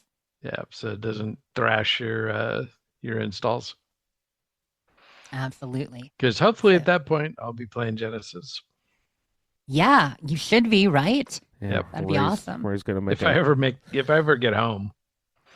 But the rumor says that PlayStation will be getting a standard and premium edition, which would of course be the base game and then the version with Shattered Space and the new DLC, which means of course we would get the new DLC as well, including a massive technical overhaul, potentially including the cruise mode, or whatever they're going to call it, and the space to planet flight, or flying between planets without as many load screens, stuff like that. Again, this is all rumors. Neither confirm or deny, but that's what people are expecting from it, among other things. Also, be sure to set your expectations really, really high. Yeah, that always pays off for y'all. High expectations always pays off. Yeah. Avowed, which, as we know, came out a year ago. I was a big fan of. It's getting what's probably its last major update, most likely. They haven't called it that, but this is the one that was going to originally be out last fall, and now it just came out now. And it's a free update, so everybody on Xbox and PC gets it, and now PlayStation will get the game and the update as well. It's going to include the New Game Plus mode, so for those who've already played, you want to go and play New Game Plus, which will reset you to level 1, but you'll keep a lot of the skills you have. It's got an interesting balance. It's going to have a photo mode, and you can play as all the other races, too. One thing people complained about was that you could only be, human in it, although you were, God touched, or godlike, I mean, is the word they use. But now you can actually be an Amawa, Orlin, or Dwarf as well, which are the 3 other major races in the world of Avowed, or Pillars of Eternity, I believe, is the actual series. The first 2 are in. So yeah, that'll be coming on February 17th. Excited about that. And finally, speaking of setting your expectations high, the Lucky 38 countdown reveal. Woohoo! Yeah, so we got the final episode of the show. Away. Yay! And people got the Fallout 3 Remixer announcement? No. It was... No. It was a New Vegas Remixer announcement. Yay! Exactly as predicted. No, it was exactly as predicted. A 3D view of Mr. House's penthouse to go with the rest of the behind-the-scenes stuff. There was some cool things. There are some cool things there as you click through the scenes, let the different things load. You don't just get the 3D view of the penthouse, but there's a interview with Justin Theroux, who plays Mr. House. There's some cool concept art of the strip, all kinds of fun things like that. So it is a cool interactive website, but completely show related. Didn't even give us the big reveals for season 3 we're thinking about with a little preview of season 3 or whatever. They just lightly touch on that. Although if you watch the show and, watch past the end of the credits, which all of you listening did that, right? If you watched episode 8 of the TV show, you watched past the credits for the special scene. I mean, they did, right? They had to have. They did. Nobody would not. We've all been trained by Marvel movies. Yeah. Post credits, come on. Post credit scenes, we're not telling you here, but we are telling you to stay past the credits. At whenever Mo and I go to the movies now, he tells me to load up that website that tells you if a movie that you're sitting in has post credits, whether it's worth sitting through. And most movies, yes, have post credit scenes now because they know it'll make you sit through and watch all the credits. You got to know who the best boy in the lead grip is. These are important things. Actually, they are important things. There's a very important people in production. Yay for production. Production is important. No, yeah, we actually totally is. Yeah, we actually started our next theater production too. We had our first production meeting last week for theater production coming up, probably mid to late April. What are you guys doing? We'll see. We are doing The Frogs. Ooh. Frog Comes to Helltown? It's an old Greek play called The Frogs. Who wrote it? I think it was by Aristophanes. For fans of Greek philosophers and writers, Aristophanes, first performed in 405 BC. All of my friends hated reading Homer in high school, but that was one of the things I enjoyed most was reading the Odyssey and the Iliad. And they were great. They were really fun. Great. Yeah. Yeah, no, I love it. It's kind of a harder play though, because being older and quick play nerd minute here. So obviously most plays are divided into acts and scenes and all that, and plans to set the stage. Old Greek theater is a constant flow, mostly not broken down into acts. Some people, when they've adapted it, have done so, but otherwise it's simply like a stream of consciousness, characters coming, going from the stage, but there's always someone on the stage at the time. Very much more like a Waiting for Godot kind of thing, if you were to kind of have that keep going. So yeah, and it's funny because it starts around Athens too, which we now have in Athens in 76, now that we're in Ohio. But it starts around Athens, and basically there are people coming, going, and it deals with Hades and the afterlife, and it's a fun play. It's a fun play. And Hercules is involved, speaking of the Odyssey. Hercules is mentioned a good bit. Yeah, so excited about that. But that is pretty much it for the bits this week. Only other thing I have to mention, just a little thing for me. If you're hearing this on Friday, I am going to be joining King Fan Man on the King's Cast tomorrow around 5:30 Eastern over on King Fan Man on YouTube. So we'll be talking about the TV show and Bethesda news over there too. So it'll be Bits 2.0. Probably just mostly the same stuff we talked about here, but we'll see what he wants to talk about. Yeah, double bits, extra chunky, 2 sticks. Gross. Double fist in the bits. Even grosser. You guys were talking about fluffing earlier. That's grosser. Ew. Who is fluffing? No one's fluffing. Nobody. That's just it. I know I've got eggs and sausages, but girl only eats so much, and I don't. Beautiful. Oh, that kind of fluffing. Oh, yeah. Well, I don't say the other words. Gross. All right. So good bits, good feedback, Lee. I think it might be time for a little game time. I moved all my sounders around. Here it is. What time is it? Game time! Woo! All right, so I got a quick one here for you guys. You remember last week when I said, hey, remember last week? We're still... Now we're still with that. We're not doing high-low titles again, are we? Of course we are, Jess. All of this just works. I'm running this shit into the ground. All right. So this week on Game Time, We again we'll be doing high-low on New Vegas ranks, but this time we're doing the first 10 ranks of neutral. And what is it? Is it what is this? Karma? This must be a karma thing. No. What is it? It's It's level. The neutral is karma. It's level and karma. But the thing is, last week Ray and I did great because we boned up the week before by knowing them. Yeah, because we but I'm not asking you to name them or something idiotic like that. Who would expect you to do something like that? Gee whiz. No, I'm just telling you which. Just say high or low. That's it. You know, when you go on As One Does, when you go on The Price is Right, Bob Barker doesn't say, hey, you know, you don't need like a previous knowledge about it. You just go high-low. You know what I mean? You don't need practice. Do you think people practice? Do they play Plinko at home? Some guy in his garage built the goddamn wheel that spins so he could get the balance just right. They've got to. You practice for like Jeopardy and Wheel of Fortune. You practice for Plinko. I mean, we've even played Plinko in the Wasteland. We built a camp once. My friend Mush, we built a camp, and we would fall down from the top and just hit things on the way down with our dead body. Oh, that's great. Land for points. Yeah, that's great. I forget. Do they let the contestant drop the Plinko chip, or is it like one of the ladies? What are those model ladies called? What are the presenter ladies? What are they called? Yeah, they're presenters. Okay, yeah. Do they? We call them Vanna White. Vanna Whites. That's I don't know. They must have some sort of a position name. Anyway, let's flip over some letter tiles here, you guys. Jess, would you please tell me? We're gonna start with Citizen. So, would you please tell me, is Seeker higher or lower than Citizen? Seeker is higher than Citizen. That is incorrect. I'm so sorry.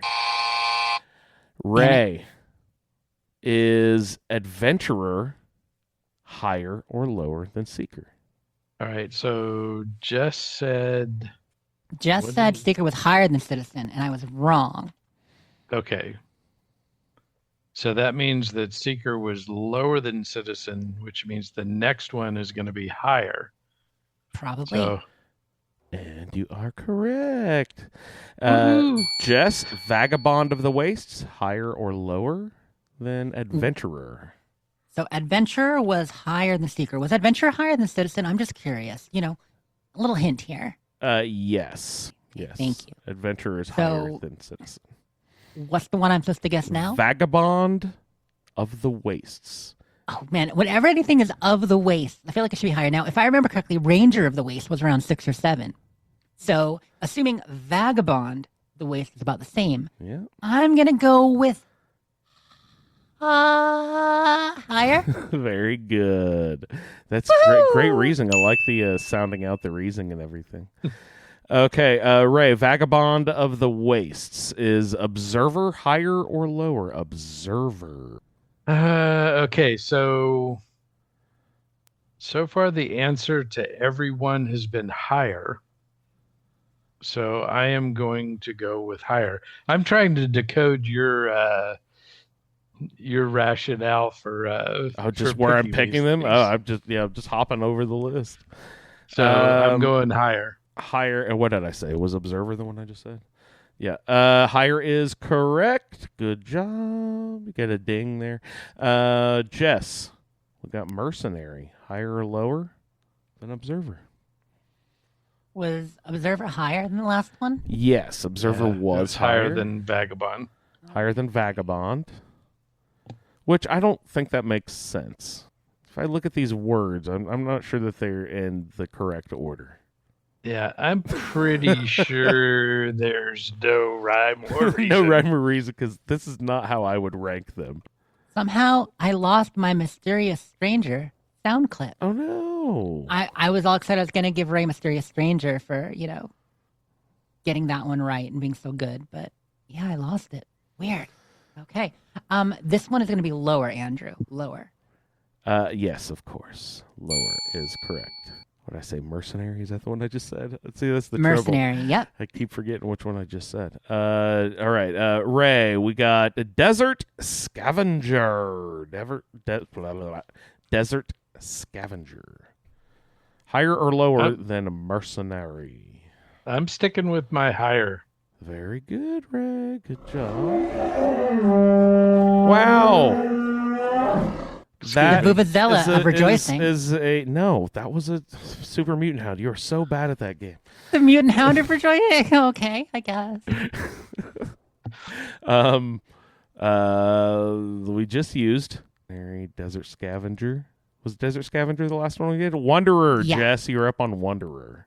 The Come and the Wanderer. Yeah, the Wanderer. I love that song. Because I'm lower. That is lower. Very good. Ray, we got Drifter. Drifter and Wanderer, same fucking thing.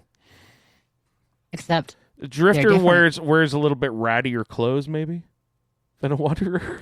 So I don't know what the difference would be. Drifter smells a little worse. All right, I'm on a roll. Higher. Oh, Ray, you finally pinned it out on that one. But this is our last one here, Jess. Higher or lower than Drifter? We have a Renegade. Renegade is higher. Renegade is higher. Good job. Is Renegade the tops? Is Renegade number 1? Number 2. All right, so in order. Boom. Was that Level Up? What does that sound? That was Level Up. Nice. Yeah, you've heard a lot of it in the Wasteland, from killing innocent civilians. Whoops. All right, in order is Drifter, Renegade, Seeker, Wanderer, Citizen, Adventurer, Vagabond of the Wastes, Mercenary, Desert Scavenger, and Observer. We did surprisingly well on You that. I guys think did we only great got on 2 or that. 3 Yeah, wrong. there's only 2 wrong. Yeah, just 2 of them. You guys did wonderful. Well, it's Good funny job. because they kind of are a little bit analogous to the other ones. Like you can see some They do. comparisons in there. Yeah. When you said, "Oh, I think blah blah blah of the Waste was number 7 last week," I was like, "Oh 6 my or god!" 7, And yep. 7 this week. So they totally just Yep. take the same lists and put equivalent stuff in each of the lists. Yeah, you're right. Good job. And Ray, yeah, picking out the patterns of was trying to do randomly as possible, but it just kept falling that way. Good job. Good pickings, you guys.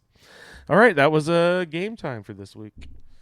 What we got a shout maybe on our way out the door. So let's say what we got for King's Cast, Jess. Oh, that was just me. I already put at the end of the bits. Just doing the King's Cast tomorrow. Oh, right. Over with King Fan Man. Yeah, so King's no Cast. shouts except to all these beautiful people in chat putting up with our nonsense.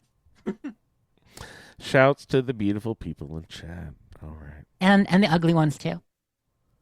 And Jess wants to shout out all the Seekers, Citizen, Adventurer. Oh, wait, she's taking notes at the bottom. Yeah, I was putting notes down bottom. I was actually trying to keep track at first. All right, you guys. You have any other topics you'd like to discuss on the show this evening, anyone? All good here. All Unless you want to talk more about pickles. Pickles. Go pickle some rad roaches. I want to know what delicious things chat is eating. People here listening live is eating over the weekend. Let us know what delicious meals you're looking forward to. It's Super Bowl weekend. It's the snack Right? weekend of all weekends. You got to get your 7-layer dip out and get all your, I don't know. What do you like? That's what I was hoping, right? It is that time. It is that time. Even if the Bills aren't in there, you better best believe there'll be lots of chicken wing dip eaten this weekend. Oh, my God. I can't believe you just said that. A Maine girl, a girl from Maine, heart of New England, would be a Bills fan. Oh, my God. Your family must hate you now. We don't. And just to be clear, so that we don't get thrown off the internet, it is just the big game. Oh yeah, we can't get sued here. We can't say the superb owl. Yeah, well, you see, we're not like sponsored by ads or anything. We're just sponsored by hard work and friendship and a little bit of Patreon. Thank you so much for those who are patrons. But no, the Patriots are playing the Seahawks this weekend, and I will be rooting for the Pats, of course. Of course. Which will, of course, make my Buffalonian friends mad. But, it'll drive them what are you nuts, gonna do? too. Oh, my Lord. You can't And win this is anyway. the soccer thing? No, it's table tennis, Ray. Okay. But I would have rooted chess, for the Bills against the Pats if they were in the chess. game. And I will admit that here. It's the dog show.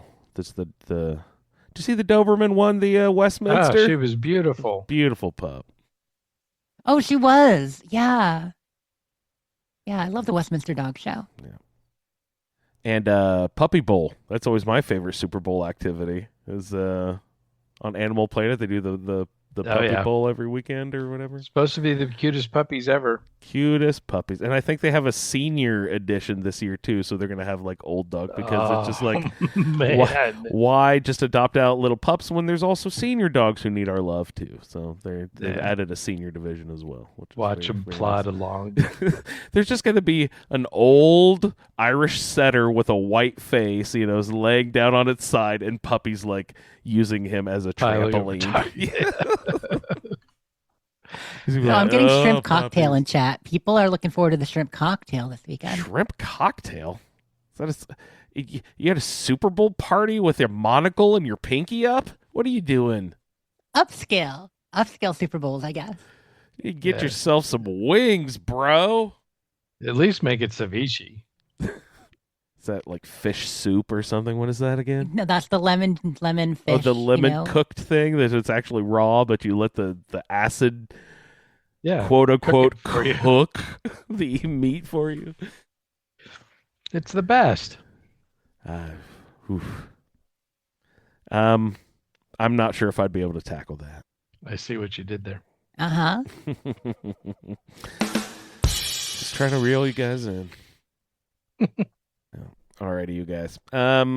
So good luck with your snacks this weekend, and we will look forward to everyone's feedback about the boomers for next week. Yeah. So tell us all your little side quests, all your little sides of any funny stuff you get into, and looking forward to hearing all of that. Like always, you guys do such a good job. This is I've heard multiple people say this is our best season yet, best batch of feedback that we've been getting. So keep up the good work, everybody out there. All right, I'll let you know that you can find Ray and all of his many projects at RayLB. Ray, thanks so much for hopping on tonight. Good times. Jess and all of her many projects can be found at Sleep is 4T. And everyone, please remember to tune into King's Cast.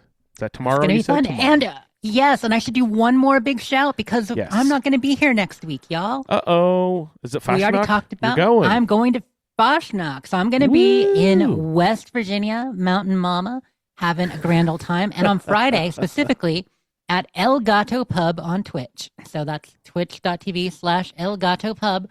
We are doing a poker tournament. And we're going to be playing poker with a bunch of other Fallout friends. We're renting a house. Shreds, That's myself, fun. Ma Tater. A lot of you guys know Ma. She's a fantastic streamer. Pedernales Falls, Discord Mama. She runs a lot of Discords in the community. Our friend Katie Mean Green, Jet Boy, a number of others are going to be there. We're going to be playing poker, going to be having fun, having a party. A bunch of other Fallout friends are going to be coming up too. They might show up at the game. They might show up after. But yeah, so I'll be doing that on Friday. That's between 1 p.m. and 6 p.m. Eastern. Twitch.tv/El Gato Pub. No way. We are having a poker tournament and raising money for charity for the food insecure. We're doing it for a local food bank down there. And of course, lots of people need that. And then hitting Fashnock itself and the big old parade and all that on Saturday. So expect some pictures in Discord and on socials of me with a bunch of Fallout friends and a bunch of cool ass Fashnock masks. Also, if I see any robots, I will march with them. I will march with every robot I see. So if you're a robot down there and you want to march, I'll march. You want to dance? I'll dance. I love the robots. Leave your power armor at home. I don't want to see any empty power armor on that bridge. But I'm going to be missing people's feedback next weekend, so I'll have to hear it the old-fashioned way by playing the podcast. They earned it. Yeah. Or I'll just check our email ahead. Yeah, plus Andrew and I will be unsupervised. Uh-oh. Oh, that occurs to me. You'll still be in California. I'm the one broadcasting to Discord. So no live Discord next week. What are we going to do? Oh, no. It's all right. We can still record the show. We'll see if we can figure something out. But otherwise, you guys, there may be no live show next week. Oh, no. They're fine. Unless we can teach Andrew long distance to do it. They're fine. Oh, good luck with that. Have you heard that dude? He is incapable. So, tune in tomorrow, King's Cast. And you can find me in the Facebook group Everybody Likes to Hang Out in our Discord. I'd like to thank everyone for downloading this edition of the Fallout feed. We will see you in the Wasteland. Thank you for downloading this episode of the Fallout Feed Roundtable. If you are interested in doing a play-along character with us, the show can be contacted by emailing falloutroundtable@gmail.com. For the Roundtable schedule, our Amazon link, and all other show information, please head on over to asapodcasting.com, where you will find the Fallout Feed, a Skyrimatic podcast, our YouTube channel, the Chatterbox, as well as other content. Once again, thank you for downloading, and we'll see you in the Wasteland.